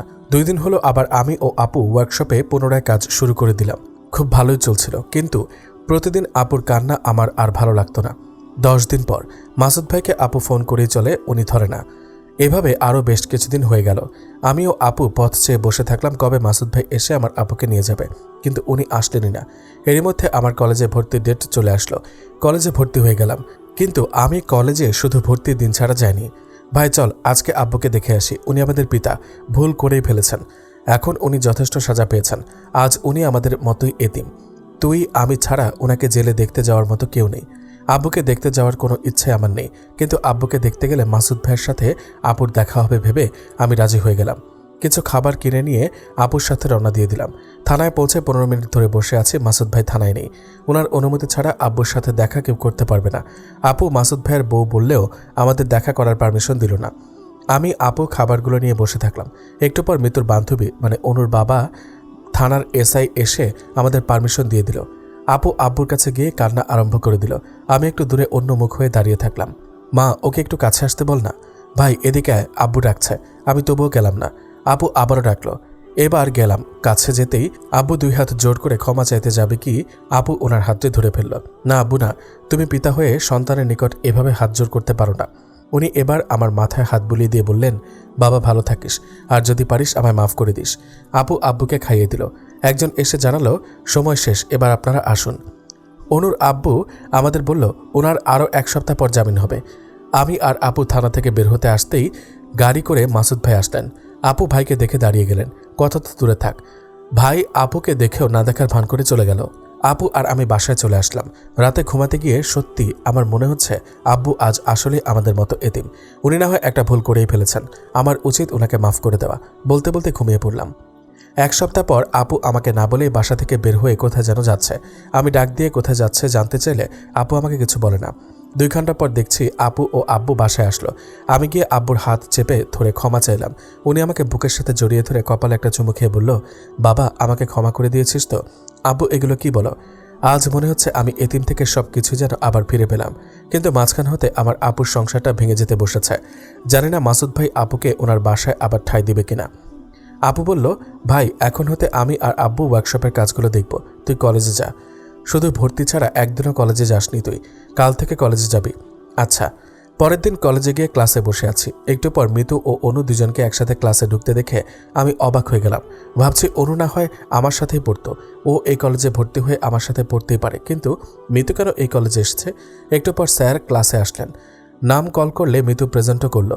আমি আরও অবাক হয়ে গেলাম, মিতু ফেল পড়ে কিভাবে আমার সাথে পড়তে পারে। স্যার চলে গেলে অনু এসে আমার কাছে বসে গল্প করতে লাগলো। মিতুর তা দেখে সহ্য হলো না, ও বাইরে চলে গেল। সব ক্লাস শেষে অনু ওর গাড়িতে করে আমাকে কিছুটা পথ এগিয়ে দিল। আমি এবার নেমে বাসায় যাচ্ছি আর ভাবছি এবার ভালো হবে। মিতু, তোর ভাই পুলিশ আর অনুর বাবা এসআই, তুই কার কাছে কমপ্লেন করিস তাই দেখব। অনুর সাথে ভালো বন্ধুত্ব করে ওর বাবা অবধি পৌঁছে তোর নাকে মুখে দড়ি দিয়ে ঘুরাবো। বাসায় চলে আসলাম। এসে একটু ফ্রেশ হয়ে নিই। বসে বসে ভাবছি মিতু কিভাবে আমার সাথে পড়তে পারে, বা কলেজে একই ক্লাসে ভর্তি হলো সেটা তো আমি আপুর কাছ থেকে জানতে চাইলেই সব জানতে পারবো। একটু পর দেখলাম আপু একটা বাজার ভর্তি ব্যাগ হাতে নিয়ে বাসায় ফিরলেন। আপু আমাকে দেখে জানতে চাইল, ভাই কলেজ হতে কখন ফিরলি? এই তো আপু একটু আগে। ও আচ্ছা, তাহলে তুই একটু বস, আমি রান্নার কাজটা সেরে ফেলি। রান্না করে খেয়ে আবার আব্বুর জন্য খাবার নিয়ে যেতে হবে। আপু রান্না করছে আর আমি গিয়ে ওর আশেপাশে ঘুরঘুর করছি, যার জন্য মাসুদ ভাই আপু ও আমাকে বাসা থেকে বের করে দিল। আমি তার কথায় আপুর কাছে কিভাবে জানতে চাইব? বুঝতে পারছি না আপু, যদি আবার বিষয়টা অন্যভাবে নিয়ে বসে। ভাই কিছু বলবি? না আপু, তো রান্না করা দেখবো তাই আর কি। আপুর কাছে জানতে চাইলাম না, ভাবলাম অনুর কাছে সব জেনে নিব। আপুকে রান্নার কাজে সাহায্য করলাম। রান্নার কাজ শেষ, হাত মুখ ধুয়ে এসে আপু ও আমি খেতে বসেছি। খাবারের থালা হাতে নিয়ে আপুর দিকে চেয়ে চেয়ে ভাবছি আপু এই 10টা দিন কতই না সুখে ছিল, আজ আমার জন্য আবার এসব খাবার খেতে বসেছে। ওকে নিজের স্বামীর ঘর ছাড়তে হয়েছে। কি হয়েছে ভাই? তখন থেকে তোকে দেখছি কেমন যেন দেখাচ্ছে। আপু আমার জন্যই আজকে তোর এই অবস্থাটা হলো, আমার জন্যই আজকে তোকে বাসায় এসে এসব খাবার খেতে হচ্ছে। তোর জন্য কেন হবে ভাই? আমার ভাগ্য এসব লেখা ছিল, তাই হয়েছে। আর এই বাসায় যখন আমি এমনি বেড়াতে আসতাম তখন কি এসব খাবার খেতাম না বল? ওনার রাগ হয়েছে, রাগটা কমলেই দেখবি আমাকে নিতে আসবেন। ভাই তুই এসব ভাবিস না তো, খেয়ে নে। কোথায় আমি আপুকে সান্ত্বনা দিব তা না, আপুই আমাকে উল্টো সান্ত্বনা দিয়ে বসলো। খাওয়া দাওয়া শেষ করে আপু আব্বুর জন্য খাবার নিয়ে যাবে কি? আমি বললাম, আপু তুই সকাল থেকে কাজ করে বাজার করে বাসায় ফিরলি, রান্না করে আবার এখন আব্বুর কাছে নিয়ে যাবি? বরং আমি আব্বুর কাছে খাবার নিয়ে যাচ্ছি, তুই এখন একটু বিশ্রাম কর। খাবারগুলো একটা ব্যাগে করে নিয়ে আমি রাস্তা দিয়ে আসছি। পেছন থেকে একটা গাড়ি এসে বারবার হর্ন বাজাচ্ছে। আমি রাস্তার এক পাশে গিয়ে চলে যাওয়ায় জায়গা করে দিচ্ছি না। গাড়িটা না যেয়ে তবুও হর্ন বাজিয়ে যাচ্ছে। পেছনে ফিরে বলতে লাগলাম, গাড়ি যাওয়ার মতো যথেষ্ট জায়গা আছে, তবুও পেছন পেছন এসে হর্ন বাজাচ্ছেন কেন? সমস্যা কি আপনার? একটু খেয়াল করে দেখলাম, আরে এটা তো অনু। কি ব্যাপার আবির, মাথা এত গরম যে? এমনি একটু দুষ্টুমি করছিলাম আর কি। হো বুঝলাম। কোথায় যাচ্ছ আর ব্যাগে কি? আব্বুর কাছে খাবার নিয়ে যাচ্ছি। ও এসো, আমি এগিয়ে দিয়ে আসি, দরজা খুলে বলল। না, আমি হেঁটেই চলে যাব। আরে আমি তো এদিক দিয়ে যাব, আসো তো। উঠে পড়লাম গাড়িতে।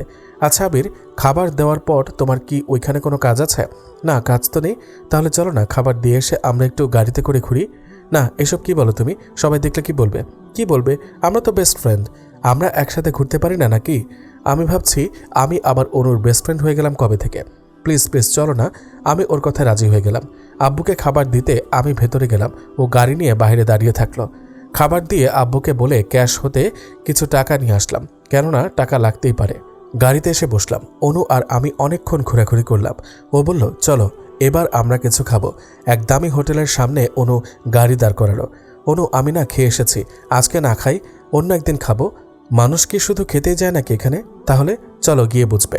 অনু আগে আগে আর আমি ওর পেছনে পেছনে গিয়ে হোটেলে ঢুকলাম। ও ওয়েটারকে ডেকে অর্ডার করা শুরু করে দিল। এতক্ষণে বুঝলাম ও কেন আমাকে লিফট দিল। ও হোটেলে নিয়ে আসলো, তার কারণটা কি? আমাকে বলল তুমি কি খাবে? একটা কিছু অর্ডার করে দাও, কফি হলে চলবে। আচ্ছা অনু, তোমাকে একটা কথা বলার ছিল। বলো। আচ্ছা, আমার জানার মতে মিতু তো ফেল করেছিল, ও কিভাবে আমাদের সাথেই পড়ছে? কেন তুমি জানো না? মিতুর আইসিটিতে 2 মার্কের জন্য ফেল এসেছিল, পরে ও বোর্ড চ্যালেঞ্জ করেছিল, কোনো রকমে পাশ এসেছে আর কি। ও আচ্ছা আবির, আমরা তো বেস্ট ফ্রেন্ড, সো আমরা তুই করে বললে তোমার কি কোনো সমস্যা হবে? আরে না, সমস্যা কেন হবে? Thank you. নাও এবার খাওয়া শুরু করো। সব আমার দিকে ঠেলে দিয়ে বলল, মানে এসব তো তুমি খাবে বলে অর্ডার করলে? আরে না, এগুলো তোমার জন্য অর্ডার করেছে, আর তুমি যা খেতে চেয়েছো আমি তা খাবো। আমি কিছুই বুঝলাম না, অনু এমন কেন করলো। খাওয়া শুরু করলাম, এক হাত দিয়ে খাচ্ছি আর অন্য হাতে পকেটে ঢুকিয়ে দিয়ে টাকাগুলো নাড়ছি আর ভাবছি, রক্ষা করো মালিক, না জানি আজকে কত অপমান হতে হবে। আমার যেন খাবারগুলো ভেতরে যাচ্ছে না, গলা দিয়ে আটকে যাচ্ছে। খাবার নয়, মনে হচ্ছে অপমান গিলে খাচ্ছে। কি হলো, খাও। আসলে অনু, তুমিও যদি আমার সাথে খেতে তাহলে ভালো হতো আর কি। অনুও আমার সাথে খাওয়া শুরু করলো। খাওয়া শেষ, ওয়েটার বিল দিল। 1600 টাকা বিল হয়েছে। আমি জানি আমার পকেটে মাত্র 500 টাকা রয়েছে, বাকি 1100 টাকা কোথা হতে আসবে? বিলের কাগজ নিয়ে আমি যেন ঘামতে শুরু করে দিলাম টেনশনে। দেখি কত টাকা বিল এসেছে, মাত্র 1600 টাকা। এই নিন বিল। ব্যাগ হতে বার করে দিয়ে বলল অনু। অনু, থাক না, আমি বিল দিয়ে দিচ্ছি, টাকা নেই তবু বললাম আর কি। অনু আমাকে বাসা অব্দি নামিয়ে দিয়ে কাল কলেজে যাব কিনা জানতে চেয়ে চলে গেল। আমি বাসায় এসে দেখছি আপু শুয়ে আছে। আপুর মুখের দিকে খেয়াল করতেই লক্ষ্য করলাম ওর চোখের নিচ দিয়ে কালচে দাগ পড়া শুরু হয়ে গিয়েছে। একটু পর এক ব্যক্তি এসে একটা লেটার দিয়ে গেল। আমি খুলে পড়তে যা পড়লাম, সত্যি নিজের চোখকে বিশ্বাস করতে পারছি না। ফেরেশতার মতো একটা মানুষ এটা করতে পারে কিভাবে, আমার মাথায় ঢুকছে না। আমি চেয়ারে বসে পড়লাম। চিঠিটা খুলে পড়ে দেখি এটা আপুর ডিভোর্স লেটার। মাসুদ ভাই আপুকে ডিভোর্স দিয়ে একটা সই চেয়েছেন। আমার মাথাটা যেন ঘুরতে লাগলো। আপু ঘুম থেকে উঠলে আমি ভাই হিসেবে কিভাবে এই কাগজখানা ওকে ধরিয়ে দিয়ে বলবো, আপু ভাই তোকে ডিভোর্স লেটার পাঠিয়েছেন। আপু সারা জীবন কত কষ্ট করে আমাকে মানুষ করেছে, কত কষ্টই না সহ্য করেছে, কিন্তু আজ কি ও এই কষ্টটা সহ্য করতে পারবে? পারবে কি? যে মানুষটার জন্য নিজে জীবন দিতে বসেছিল, ওই মানুষটাও কত কষ্ট করে তাকে ভালো করেছে, এসব ভুলে থাকতে? আমি চিঠিটা টেবিলে রেখে মুখে হাত দিয়ে মাথা নিচু করে কান্না করতে শুরু করে দিলাম। এ কি হয়ে গেল? আমার জন্য আপুর এমন মধুর সংসারটা আজ ভেঙে গেল। একটু পর, ভাই তোর কি হয়েছে? তুই এভাবে বসে থেকে কাঁদছিস কেন? আমি গিয়ে আপুর পা চেপে ধরতে গেলে ও আমাকে আটকে দিয়ে বলল, আরে এসব কি করছিস, কি হয়েছে বল? আপুর হাত চেপে ধরে ক্ষমা চাইলাম। আপু আমাকে মাফ করে দে প্লিজ, আজ আমার জন্য তোর। ভাই কি হয়েছে বল? আমি একটু টেবিলের দিকে তাকালাম। আপু বুঝতে পেরে ডিভোর্স লেটারটা পড়তে শুরু করে দিল। আমি মেঝেতে হাঁটু গেড়ে বসে পড়লাম। একটু পর আপুর হাত হতে ডিভোর্স লেটারটি মাটিতে পড়ে গেল। ও বিছানায় চুপ করে বসে রইল। আমি গিয়ে ওর পা দুটো জড়িয়ে ধরলাম। আপু আমাকে মাফ করে দে, আজ আমার জন্য। আমার মাথাটি আপু জড়িয়ে ধরে বলল, ভাই যে মানুষটার সাথে সারা জীবন কাটাবো ভেবে হাতটা ধরেছিলাম, আজ সে আমার হাতটা এভাবে ছেড়ে দিবে ভাবিনি। এভাবে আমাকে পর করে দিল ভাই। কি বলবো, কি সান্ত্বনা দিব, কোনো ভাষাই খুঁজে পাচ্ছি না। শুধু চোখের পানি বয়ে যেতে থাকলো। ভাই তুই নিজেকে দোষ দিস না, আমার ভাগ্যের লিখন সব। আপুর হাত ধরে বললাম, আপু চল, আমাদের মাসুদ ভাইয়ের সাথে একটু কথা বলা উচিত। ডিভোর্স লেটারটা হাতে নিয়ে আমি আর আপু মাসুদ ভাইয়ের বাসায় ছুটে গেলাম। বাসায় ঢুকতে দেখি মাসুদ ভাই ও তার বোন মিতু বসে গল্প করছে। আমরা কেন এসেছি আমাদের দেখতেই হয়তো উনি বুঝে গিয়েছেন। উনি দাঁড়িয়ে গেল। আপু ওনার একটু কাছাকাছি গেল। অন্যদিকে আমি চোখে জল নিয়ে মিতুর দিকে তাকিয়ে রইলাম। তুমি এটা কি করতে চাচ্ছ? এভাবে তুমি আমাকে পর করে দিবে? আমার হাতটি এভাবে ছেড়ে দিতে পারবা? মাসুদ ভাই কিছু না বলে আপুর হাতে থাকা ডিভোর্স পেপারটা নিয়ে দেখলেন আপু তাতে সাইন করেছেন কিনা। আপু সাইন করেননি দেখে উনি নিজের পকেট থেকে একটা কলম বের করলেন। কলম সহ কাগজটা আপুর দিকে বাড়িয়ে দিয়ে বললেন, সাইন করো। আপু কিছু না বলে শুধু ওনার দিকে চেয়ে রইল। আচ্ছা, আমাকে ডিভোর্স দিবে ঠিক আছে, কিন্তু ডিভোর্স দেওয়ার আগে কেন দিবে তার কারণটা বলে যাও। কারণ জানতে চাস? কারণ হলো তোর সাথে আমার যায় না। তোর স্ট্যাটাস আর আমার স্ট্যাটাস সম্পূর্ণই আলাদা। এখন স্ট্যাটাসের কথা বলছো? বিয়ের আগে তো আমি তোমাকে এসব কথা বলেছি। তখন তুমি কি বলেছিলে? এত তাড়াতাড়ি ভুলে গিয়েছো সব? না, কিচ্ছু ভুলে যায়নি। তখন তো আমি পুরো আবেগে ভরপুর ছিলাম। বুঝি নাই যে তোর মতো এতিম মিসকিনের সাথে আমার সংসার হবে না। তুই বউ তো দূরে থাক, আমার বাসার কাজের মেয়ে হওয়ার যোগ্যতা রাখিস না। সাইন করবি নাকি জোর করে সাইন করে নিয়ে ঘাড় ধাক্কা মেরে বের করে দিব বাড়ি থেকে? প্লিজ তুমি এভাবে বলো না, আমি তোমার পায়ে পড়ি। বলে আপু ওনার পা ধরতে যাবে কি উনি একটু সরে গেলেন। আপুও সরে গিয়ে পা চেপে ধরলে আপুকে উনি একটা লাথি মেরে দিল। আমার আর যেন সহ্য হলো না। বেশ অনেক হয়েছে মাসুদ সাহেব। আপুকে মাটি থেকে তুললাম। আইন অনুযায়ী আপুর গায়ে হাত তোলার জন্য আপনার আর এখন কোনো অধিকার নেই, কেননা আপনি আপুকে ডিভোর্স দিয়ে দিয়েছেন। আজ যাকে লাথি মেরে কুকুরের মতো দূরে সরিয়ে দিচ্ছেন, মনে রাখবেন তার জন্যই আজ আপনার দেহে প্রাণটা রয়েছে। আপনার জন্যই সে নিজের জীবনটা দিতে বসেছিল। যে বোনকে নিয়ে আজ আপনি এত নাচছেন, মনে রাখবেন একদিন তার জন্যই আপনার মুখে চুনকালি পড়বে। আর মৃত্যু, আজ তো তুমি খুব খুশি তাই না? তোমার মিথ্যা অভিনয়টা তোমার ভাইয়ের চোখে এমনভাবেই পট্টি হিসেবে লাগিয়ে দিয়েছ যা হয়তো আর সরবে না। যেদিন তোমাকে তোমার স্বামী ডিভোর্স করবে সেদিনই বুঝবে একটা মেয়েকে তার স্বামী বিনা দোষে ডিভোর্স দিলে তাতে ঠিক কতটা কষ্ট হয়। নে আপু, সই করে দে। আপু ডিভোর্স পেপার ও কলম হাতে নিয়ে বলল, না ভাই, ওনাকে আমি অনেক ভালোবাসি, আমি তা পারবো না। আমি তোমাকে কোনোদিনও ডিভোর্স দিব না, ভয় পেও না। কেননা আমি তোমার সামনে এসে কখনো আর স্ত্রীর অধিকার নিয়ে দাঁড়াবো না। শুধু তোমার কাছে আমার একটা অনুরোধ রইল, আমি যেদিন মরে যাব সেদিন শুধু স্বামী হিসেবে তোমার পায়ের ধুলোটুকু দেওয়ার জন্য আমার জানাজা নামাজে গিয়ে দাঁড়িও। চল ভাই। মাসুদ সাহেব যাওয়ার আগে একটা কথা বলে যাচ্ছি, ওই দিন সত্যি সবটাই আপনার বোনের সাজানো নাটক ছিল। আর হ্যাঁ, একদিন এই এতিম মিসকিন আর এতিম মিসকিন থাকবে না। একদিন ঠিকই এরা নিজেদের ভাগ্যটা লিখবে। আবার ডিভোর্স লেটারটা নিয়ে বাসায় চলে আসলাম। এসে দেখি আব্বু বিছানায় বসে রয়েছে। আপু ও আমি গিয়ে আব্বুর দুই পায়ের দুই পাশে বসলাম। কি হয়েছে বাবা তোদের? আপু ডিভোর্স লেটারটা আব্বুকে দিল। উনি পড়ে দেখে কিছুক্ষণ চুপ করে থেকে বললেন, বাবা, এসব ধনী মানুষেরা আমাদের মতো মানুষদের সাথে শুধু স্বার্থের জন্যই মেশে, যেমনটা আমাকে ওই দিন ফাঁসিয়ে তোদের থেকে আলাদা হতে বাধ্য হয়েছিল। তোরা বাসায় নিয়ে দেখে ভাবলাম আমি রান্নার কাজটা সেরে ফেলি। নিজ হাতে রান্না করেছি, চল তোদের দুজনকে আমি খাইয়ে দেব। আব্বু রান্না করেছে শুনে আমি কিছুটা অবাক হলাম। আপু না খেতে চাইলেও আমার আব্বুর জোরাজুরিতে রাজি হয়ে গেল। আব্বু আমাকে ও আপুকে খাইয়ে দিচ্ছে। প্রথমবার খাবার মুখে দিতে এতটা স্বাদ লাগলো যে আমি অবাক হয়ে ভাবতে লাগলাম, আব্বু এত সুন্দর রান্না পারেন। এভাবে বেশ কিছুদিন কেটে গেল। আব্বু এসে একদিন বলল, তুই কলেজে যাস না, তাই প্রতিদিন এই অনু নামের একটা মেয়ে এসে আমার কাছে কলেজে কেন যাস না তা জানতে চায়। আজ এসে বলল, তোদের নাকি পরীক্ষা, আর বেশি দিন নেই, কাল থেকে তুই কলেজে যা। আব্বু, আমি আর পড়াশোনা করব না। আপু, তুমি আমাদের ওয়ার্কশপে কাজ করব। না ভাই, পড়াশোনা বাদ দিস না, তুই বরং পড়াশোনার পাশাপাশি একটু আমাদের সাথে থাকিস, তাহলে আব্বু আর আমি পারবো সব দেখাশোনা করতে। আচ্ছা, তাহলে কাল থেকে আমি কলেজে যাব। কিন্তু কাল আপু আমাকে আর তোকে থানার এসআই সাহেব ডেকেছেন। আব্বুর মামলার বিষয়ে কিছু কথা বলবেন। আমি সন্ধ্যায় অনুর বাসায় রওনা দিলাম। অনুর আব্বুর জন্য নিচে সোফায় বসে আছে। উনি আসলে বললাম, স্যার, আমি অনুর বন্ধু, একটু দরকারে আপনার কাছে এসেছি। ও আচ্ছা, অনু তো বাসায় নেই, ওর বান্ধবীর বাসায় যাবে বলে গিয়েছে। বলো কি খাবে? না থাক স্যার, আসলে আমার দরকারটা সেটা তো শুনবই। উনি একজনকে ডেকে নাস্তার জন্য কিছু নিয়ে আসতে বললেন। নাস্তা খেতে খেতে বললেন, বলো কি দরকার? আসলে অপু সহ ওর কয়েকজন বন্ধু আমার বোনকে ইফটিজিংয়ের দায়ে জেলে যে কেসে আটকে আছে, আমার আপু ওই কেসটা উইথড্র করবেন। ও আচ্ছা, তাহলে কাল সকাল 9টায় তোমার আপুকে থানায় এসে একটা কাগজে সই করে দিয়ে যেতে বলো, তাহলেই হবে। আচ্ছা, তাহলে কাল যাব থানায়। নাস্তা খেয়ে বাসা থেকে বের হয়ে রাস্তা দিয়ে বাসায় আসছে। হঠাৎ অনু আমাকে দেখে ও গাড়ি ব্রেক করে গাড়ি হতে নামলো। আরে আবির, কোথায় হারিয়ে গিয়েছিলে তুমি? অনেক দিন ধরে কলেজে আসো না যে? এমনি যায় না। এমনি মানে কি হয়েছে বলো? কিছু না, কাল থেকে আবার কলেজে যাব। এখন আমি যাই, আমার কিছু কাজ আছে। ওহ চলো, তাহলে আমি তোমাকে এগিয়ে দিয়ে আসি। না, তুমি বাসা যাও বলে আমি চলে আসলাম। অনুর গাড়ির পাশে আমার দিকে তাকিয়ে রইল। পরের দিন আপুকে থানায় নিয়ে গিয়ে একটা কাগজে সই করতে বললাম। আপু সই করলে বললাম, আপু তুই বাসা যা, আমার একটু কাজ আছে, সেরে এ পাশ দিয়ে কলেজে যাব। আপু চলে গেলে আমি গিয়ে থানার বাইরে দাঁড়িয়ে আছি। অপু সহ ওর বন্ধুরা বার হয়ে আসলো। আমি ওদের দিকে যেতেই অপু আমাকে মারতে ধেয়ে আসলো। ঘুষি মারবে বলে হাত তুলছে, অমনি আমি দুই হাত জোর করায় ও হাতটা নামিয়ে নিল। ভাই, প্রথমে আমি মাফ চেয়ে নিচ্ছি, সরি। তোমার সাথে কিছু কথা বলার ছিল। বল, কি বলবি? ভাই, আমি জানি তুমি হয়তো ভাবছো আমি আর আমার বোন যে এসব করেছি তা কিন্তু সত্যি নয়। মানেটা হলো মিতুর ভাই আমাদেরকে এগুলো করতে বাধ্য করেছিল।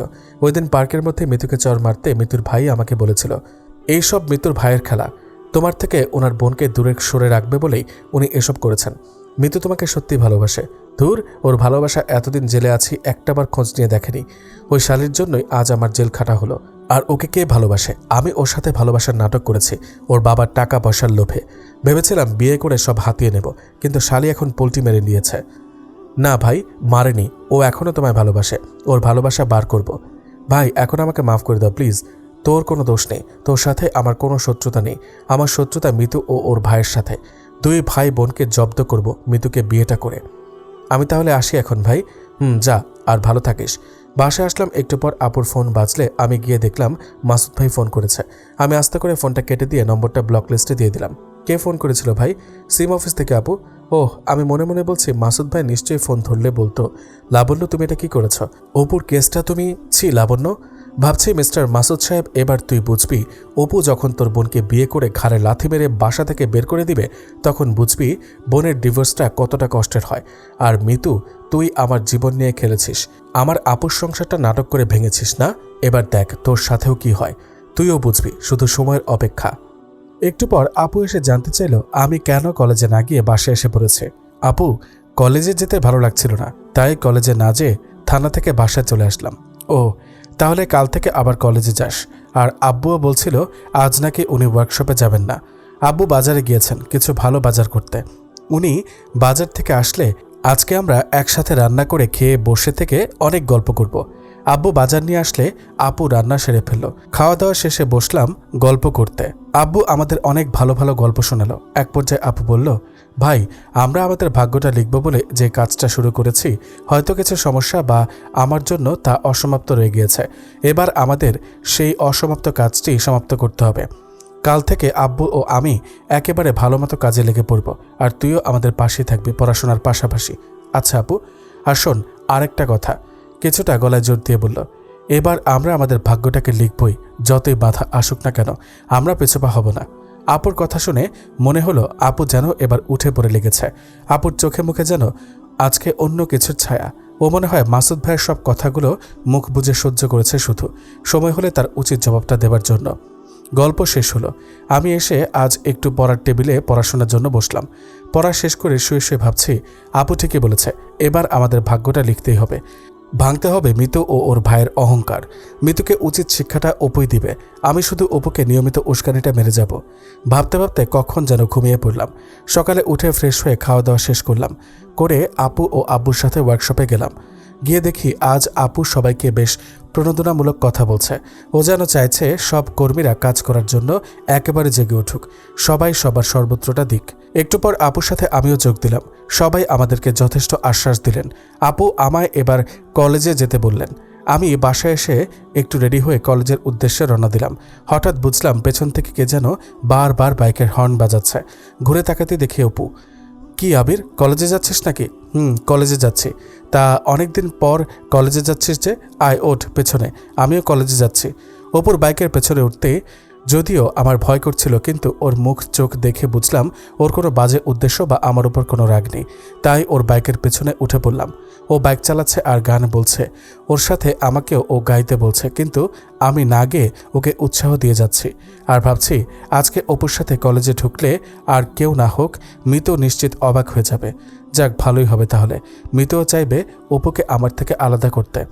কলেজে পৌঁছে গেলাম। আমি বাইক থেকে নেমে ক্লাসের দিকে যেতে অপু বলল, আবির দাঁড়া, আমিও তো ক্লাসে যাব। আমি দাঁড়িয়ে গেলাম। পরে দুজনে একসাথে ক্লাসে যেতে দুতলায় খেয়াল করে দেখলাম অনু আর মিতু দাঁড়িয়ে রয়েছে। সিঁড়ি বেয়ে দুতলায় উঠতেই উপরে চোখ যেতে দেখি সিঁড়ির শেষ মাথায় মিতু দাঁড়িয়ে রয়েছে। আমরা দুতলায় পৌঁছে গেলে মিতু অপুকে উদ্দেশ্য করে বলল, তুমি এত নিচ হয়ে গেছো যে আমার বয়ফ্রেন্ড হয়ে এই এতিম ছোট লোকের বাচ্চাটার সাথে কলেজে আসলে, আবার একসাথে ক্লাসে যাচ্ছ। আমি কার সাথে কি করব সেটা কি তুমি ঠিক করে দেবে নাকি? অপু থাক, আমি যাই রে বলে পাশ কেটে চলে যেতেই অপু আমাকে দাঁড়িয়ে যেতে বলল। আমি অপুর কথা না শুনে চলে গেলাম ক্লাসে। ক্লাসে এসে বসে আছি। একটু পর মিতু ও অপু ক্লাসে ঢুকে দুইজন দুই জায়গায় গিয়ে বসলো। বুঝেছি অপু ও মিতুর সাথে ঝগড়া হয়েছে। এবার অনু আসলেই মিতুকে আমি একটু তেল আগুনে জ্বালাবো। অনু এসে আমার পাশে বসলো। আজ আমি অনুর অনেক কাছাকাছি গিয়ে বসলাম। বসে শুরু করে দিলাম গল্প। কেউ বলবে না আমরা ফ্রেন্ড, এমন আচরণ করছি যে আমরা যেন গার্লফ্রেন্ড বয়ফ্রেন্ড। খেয়াল করে দেখছি মিতু মনে হয় আমাদেরকে এভাবে দেখে তেলে বেগুনে জ্বলে যাচ্ছে। একটু পর ও অপুর পাশে গিয়ে বসলো এবং অপুর সাথে গল্প করতে লাগলো।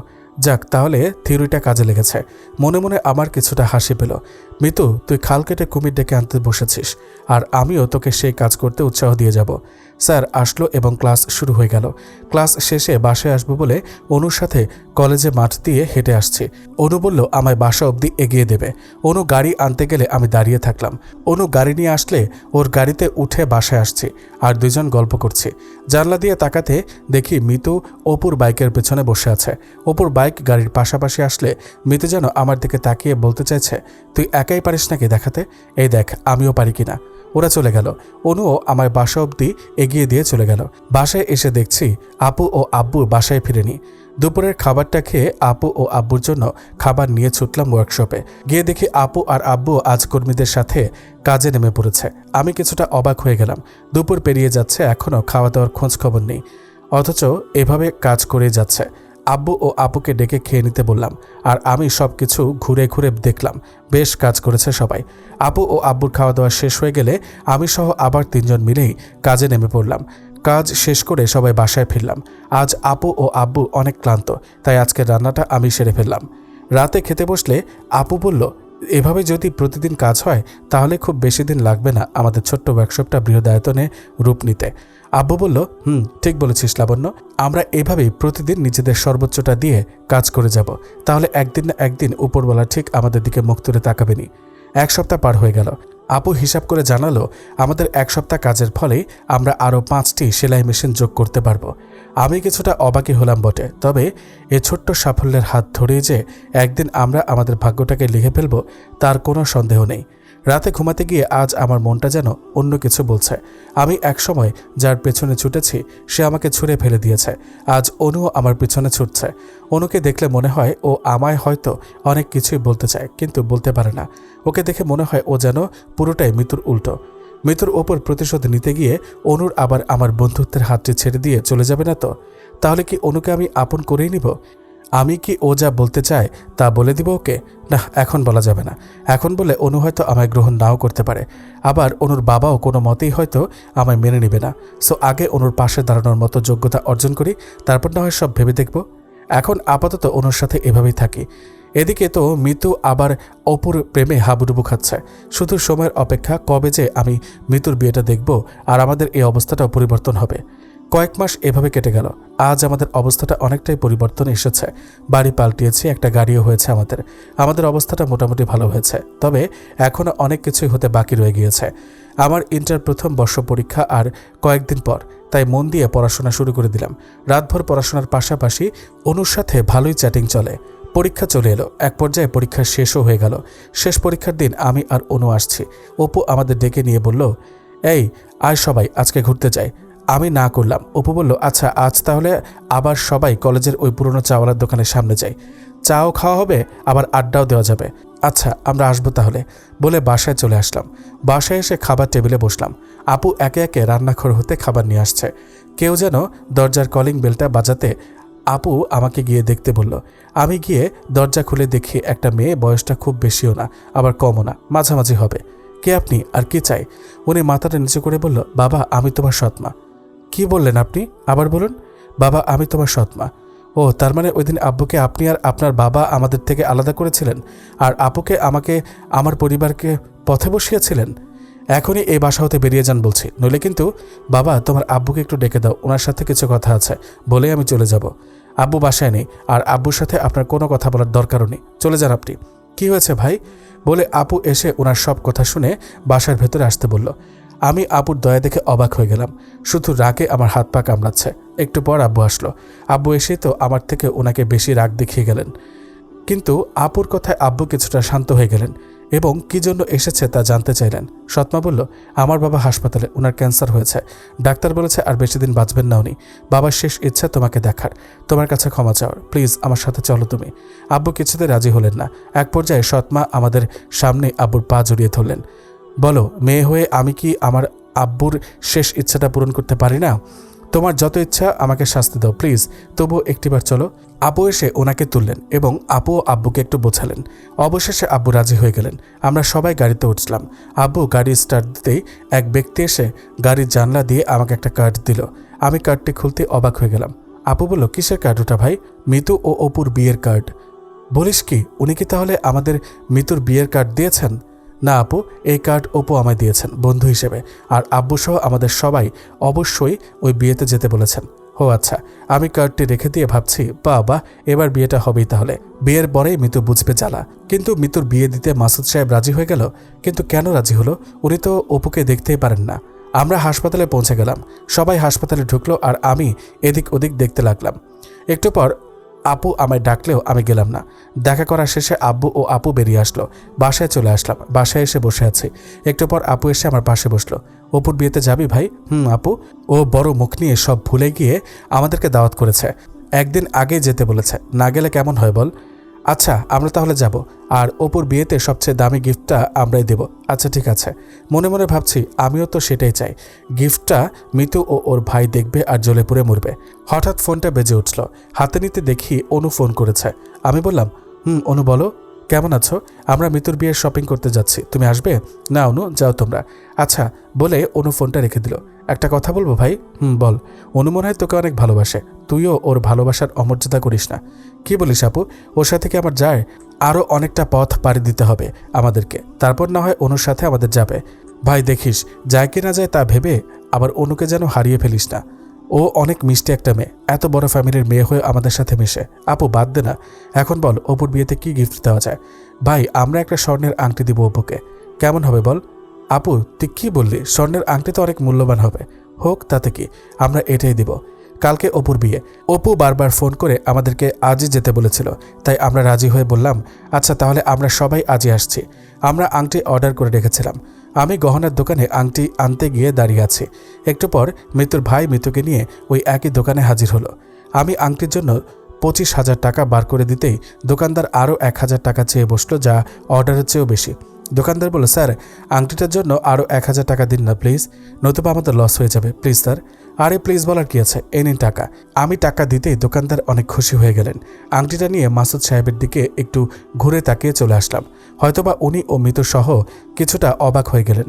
বাসায় এসে দেখি আপু রেডি হয়ে গেছেন। আপুকে আংটিটা দিয়ে জানতে চাইলাম, আব্বু কোথায়? উনি যাবেন না? ভাই আব্বু যাবেন না, আব্বু আমাদের দুজনকে যেতে বলল। আচ্ছা আপু আমি তাহলে রেডি হয়ে আসি। আমি রেডি হয়ে গেলাম। আপুকে নিয়ে একটা ভাড়ায় চালিত গাড়িতে উঠলাম, কেননা আমি এবং আপু দুজনেই এখনও আমাদের গাড়িটা ড্রাইভিং করতে পারি না, এখনও শিখে নেই আর কি। অপুর বাসায় পৌঁছে দেখি পুরো বাড়িতে মানুষে ভরা। আপু আর আমি সন্ধ্যা হলে দাঁড়িয়ে গল্প করছি। একটু পর অনুসহ কয়েকজন মেয়ে অপুকে হলুদ পরাতে আসলো। অপুর বাসায় অনু আমাকে দেখে কিছু একটা বলতে গিয়েও বলল না। ওরা হলুদ পরানো শেষে সবাই চলে গেল। পরের দিন বরযাত্রী সবাই বিয়ে বাড়ি যাওয়ার জন্য রেডি হয়ে গেল। আমরা সবাই চলে গেলাম বিয়ে বাড়িতে। বেশ ধুমধামে বিয়েটা দিচ্ছে দেখি মাসুদ সাহেব। বাসার দরজার সামনে সবাইকে উনি একে একে নিমন্ত্রণ জানাচ্ছেন। আমি আর আপু ওনার সামনে দিয়ে ঢুকতে গেলে উনি আমাদেরকে আটকে দিলেন। আমার বোনের বিয়েতে তোদেরকে কে দাওয়াত দিয়েছে? আমি তো তোদের আমার বোনের বিয়ের কার্ড দেইনি। ফকিরের মতো বিনা কার্ডে বিনা দাওয়াতে বিয়ে খেতে চলে এসেছিস নাকি তোরা? আমি আর আপু কিছু না বলে চুপ করে দাঁড়িয়ে থাকলাম।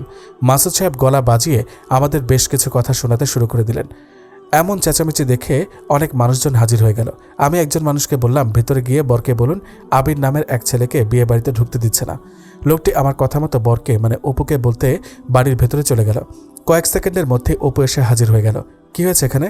অপু, এই অপমানের জন্যই কি তুই আমাদের তোর বিয়ের কার্ডটা দিয়েছিলি? এতগুলো মানুষের সামনে আমাদেরকে ফকিরের সাথে তুলনা করে কত না কথা শুনিয়ে দিল তোর সম্বন্ধী। আমি কি শুনছি এসব? সত্যি কি আপনি এগুলো করেছেন? মাসুদ সাহেব বললেন, না মানে আমি আসলে আমি কি? আমার বন্ধুকে ফকির বলে অপমান করা এগুলো কি? এই সব চল, এই বিয়ে আমি করব না। মাসুদ সাহেব অপুর হাতটি চেপে ধরলেন। প্লিজ অপু, তুমি এমন করো না। আমার ভুলের শাস্তি আমার বোনটাকে দিও না। তুমি চলে গেলে আমার সব মান সম্মান শেষ হয়ে যাবে। অপু বলল, ওকে, আপনি সবার সামনে আমার বন্ধুর কাছে মাফ চেয়ে বলুন আপনার ভুল হয়ে গিয়েছে, সরি। অপুর কথা মতো মাসুদ সাহেব আমাদের কাছে মাফ চেয়ে সরি বললেন। আমি ইটস ওকে বললাম। মনে মনে বেশ খুশি হলাম। উনি যখন আমাদের অপমান করেছিল আমরা কিসের জন্য চুপ করেছিলাম? শুধু এভাবেই মাসুদ সাহেবের নাকটা কাটব বলে। বিয়ে বাড়িতে ঢুকতেই অনুকে দেখে আমি কিছুটা টাসকে খেয়ে গেলাম। এত সুন্দর করে সেজেছে যে আমি ওর দিকে তাকিয়ে চোখটা বুঝতেই পারছি না। কি আবির সাহেব, এভাবে কি দেখছেন? অনু জিজ্ঞেস করল। না মানে কিছু না, তোমাকে বেশ সুন্দর দেখাচ্ছে এই সাজে। হো আচ্ছা, সুন্দর দেখালেই বা কি লাভ বলুন? যার জন্য সাজি সে তো আর সব বুঝে না। আমি কি বলবো বুঝতে পারছি না। অনু যে ইনডিরেক্টলি এভাবে কিছু বলবে ভাবতে পারি নাই। আচ্ছা আমি একটু ওই দিকটা যাই বলে অনুর সামনে থেকে কেটে পড়লাম। কি ব্যাপার, আপুকে কোথাও দেখছে না কেন? কোথায় গেল বলে খুঁজতে আপুকে এক পাশে দেখলাম দাঁড়িয়ে রয়েছে। আপুর কাছে যেতে দেখে আপুর চোখে পানি। আপু কি হয়েছে তোর? কিছু না ভাই। আপু কেন কাঁদছে তা জানি, তাই আমি আর আপুকে কিছু বললাম না। বিয়ে শেষ হয়ে গেল। পরের দিন সন্ধ্যায় আমি আর আপু বাসায় চলে আসলাম। ভাই দেখেছিস ওনার কি রাগ আমাদের ওপর, কিভাবে আমাদেরকে অপমানটাই না করলো। আপু বাদ দে তো, উনিও তো কম অপমান হলেন না। ভাই। 3 দিন পর আমি রুমে বসে থেকে পড়ছি, হঠাৎ আব্বু চিৎকার দিয়ে উঠল। কি হয়েছে দেখতে বাইরে যেতে দেখি আব্বু আপুকে মাটি থেকে তুলছে। আমি দৌড়ে গিয়ে আব্বুর সাথে আপুকে মাটি হতে তুললাম ও গাড়িতে করে নিয়ে হাসপাতালে চলে আসলাম। ডাক্তার সাহেব আপুকে দেখে বললেন বেশি চিন্তা ও মানসিক দিক দিয়ে উনি অনেক টেনশন করছেন, তাই সেন্সলেস হয়ে গিয়েছেন। ও আচ্ছা, আর একটা খুশির খবর আছে, উনি মা হতে চলেছেন। হোয়াট? আপনি এগুলো কি বলছেন ডাক্তার? আমি ঠিকই বলছি। ডাক্তার সাহেব চলে গেলেন। আব্বু এখন কি হবে? কি হবে আবার? কিছুই না, আমি নানা হব আর তুই মামা হবি। আব্বু বেশ খুশির সাথে হাসি মুখে বলল। একটু পর অনু ফোন করলে আমার ফোনটা বেজে উঠল। ফোন রিসিভ করে আমি কথা বলতে বাইরে গেলাম। বলো আবির, তুমি কোথায়? কিছু শুনেছ কি? আমি হাসপাতালে। কি শুনবো, কি হয়েছে? তুমি হাসপাতালে তাও জানো না?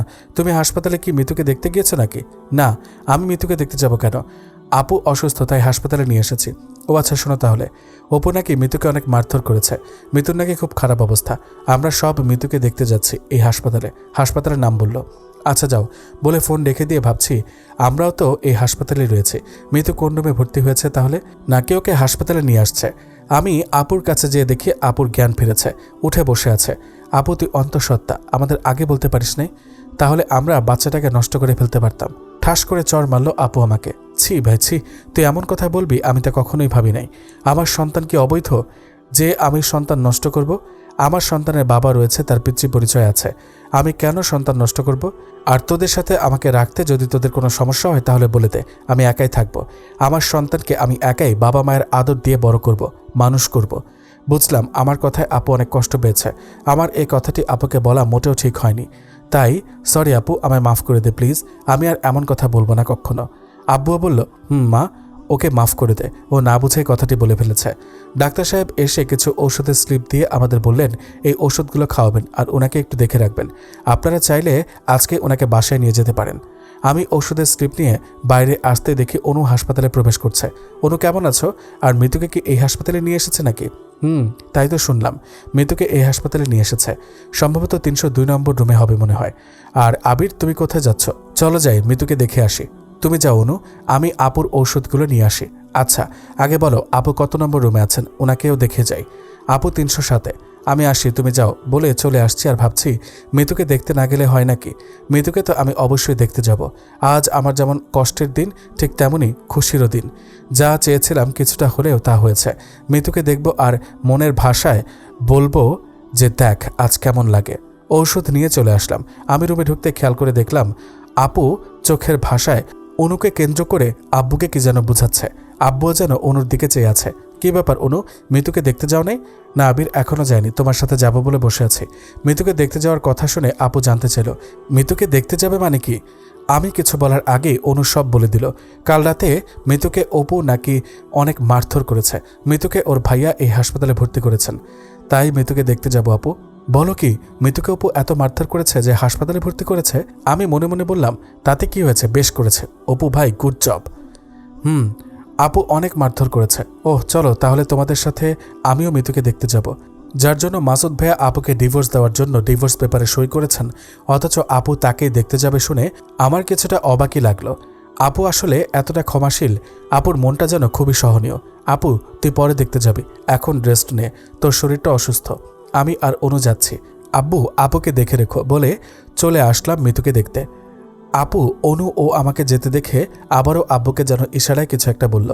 আব্বু ও আপু দুজনেই মুচকে হাসলো। যাক, চলে আসলাম মিতুকে দেখতে। বেডে মিতু ও মিতুর পাশে একজন নার্স দাঁড়িয়ে আছে। আমি এদিক সেদিকে তাকিয়ে দেখলাম কোথাও আমার এক্স দুলাভাই আছে কিনা। না, কোথাও নাই দেখছি। যাক, তাহলে এবার যা দেখতে এসেছি তা ভালো করে দেখা যাবে বলে মিতুকে কতটা এবং কিভাবে মেরেছে দেখতে ব্যস্ত হয়ে গেলাম। মিতুর এক হাতে ব্যান্ডেজ, গাল দুটো লাল আর গলার নিচে হালকা মনে হচ্ছে পুরানো দাগ। যাক, ভালোই মেরেছে তাহলে, কিন্তু আরও একটু বেশি মারলে মন্দ হতো না বলে এবার চুপ করে বসে শোনার চেষ্টা করলাম কেন অপু মেরেছে মিতুকে। মিতু, কি হয়েছিল? অপু তোকে এভাবে মারলো কেন? মিতু একটু কান্না করে বলল, সবই আমার ভাগ্যের লিখনে বান্ধবী, সব আমার পাপ কাজের ফল। যাক, তাহলে মিতু কিছুটা মানুষ হয়েছে, তবে একদিনের বাইরে মিতু এতটা বুঝবে, বাহ ভালোই। একটু পর আমি বসা থেকে উঠে অপারেশনের কিছু জিনিসপত্র দেখে নার্সকে বলতে লাগলাম, এটা কি ওটা কি। নার্স কিছুটা বিরক্ত হয়ে গেল। অনু আমায় বলে আসলো, আবির তুমি এমন করছো কেন? না, সব কিছু জানার কৌতূহল জেগেছে তো তাই আর কি। একটু পর আপু আসলো, এসে মিতুর পাশে বসে মিতুর মাথায় হাত বুলিয়ে দিয়ে সব জানতে ছিল। মিতু আপুর হাত চেপে ধরে কিছু বলতে যাবে কি মাসুদ ভাই চলে আসলেন। মাসুদ ভাই এসে অনুকে বললেন, অনু তুমি থেকে বাকিদের চলে যেতে বলো। মাসুদ ভাইয়ের কথা শুনে আমি আর আপু বের হয়ে আসলাম। আপুকে যেতে বলে আমি জানলায় কান পেতে রইলাম, কেননা মাসুদ সাহেবের হাতে আমি একটা কাগজ দেখেছি। কাগজটা আমি যা সন্দেহ করেছি তাই কিনা বুঝার জন্য আমি কান পেতে রইলাম। মিতু, এই নে ডিভোর্স পেপার, অপু সাইন করে দিয়েছে, এবার তুই কর। এবার আমি জানলার পর্দা সরিয়ে দেখলাম সত্যিই তো আমি যা ভেবেছি তাই। আহা, আমার যেন আজ বড়ই নাচতে ইচ্ছা করছে, তাইরে নাইরে উড়ে। মিতু, আজ কেমন লাগছে তোমার? এবার বোঝো, ইট মারলে পাটকেলটা অবশ্যই খেতে হয়। আর মাসুদ সাহেব এবার বুঝেন, ভাই হয়ে নিজের বোনের হাতে ডিভোর্স লেটার দিয়ে তাতে সাইন করতে বলাটা কতটা কষ্টের। আমি আপুর কাছে চলে আসছি আর ভাবছি, মাসুদ সাহেব মিতুকে অপুর মতো ছেলের সাথে কেন বিয়ে দিতে রাজি হলো, আবার বিয়ে দিল, আজকে আবার ডিভোর্সও দিল। এসবের কারণটা কি জানি না, এই কথাগুলো কোনোদিনও জানা হবে কিনা, তবে জানার জন্য বেশ আগ্রহ জাগছে যেন।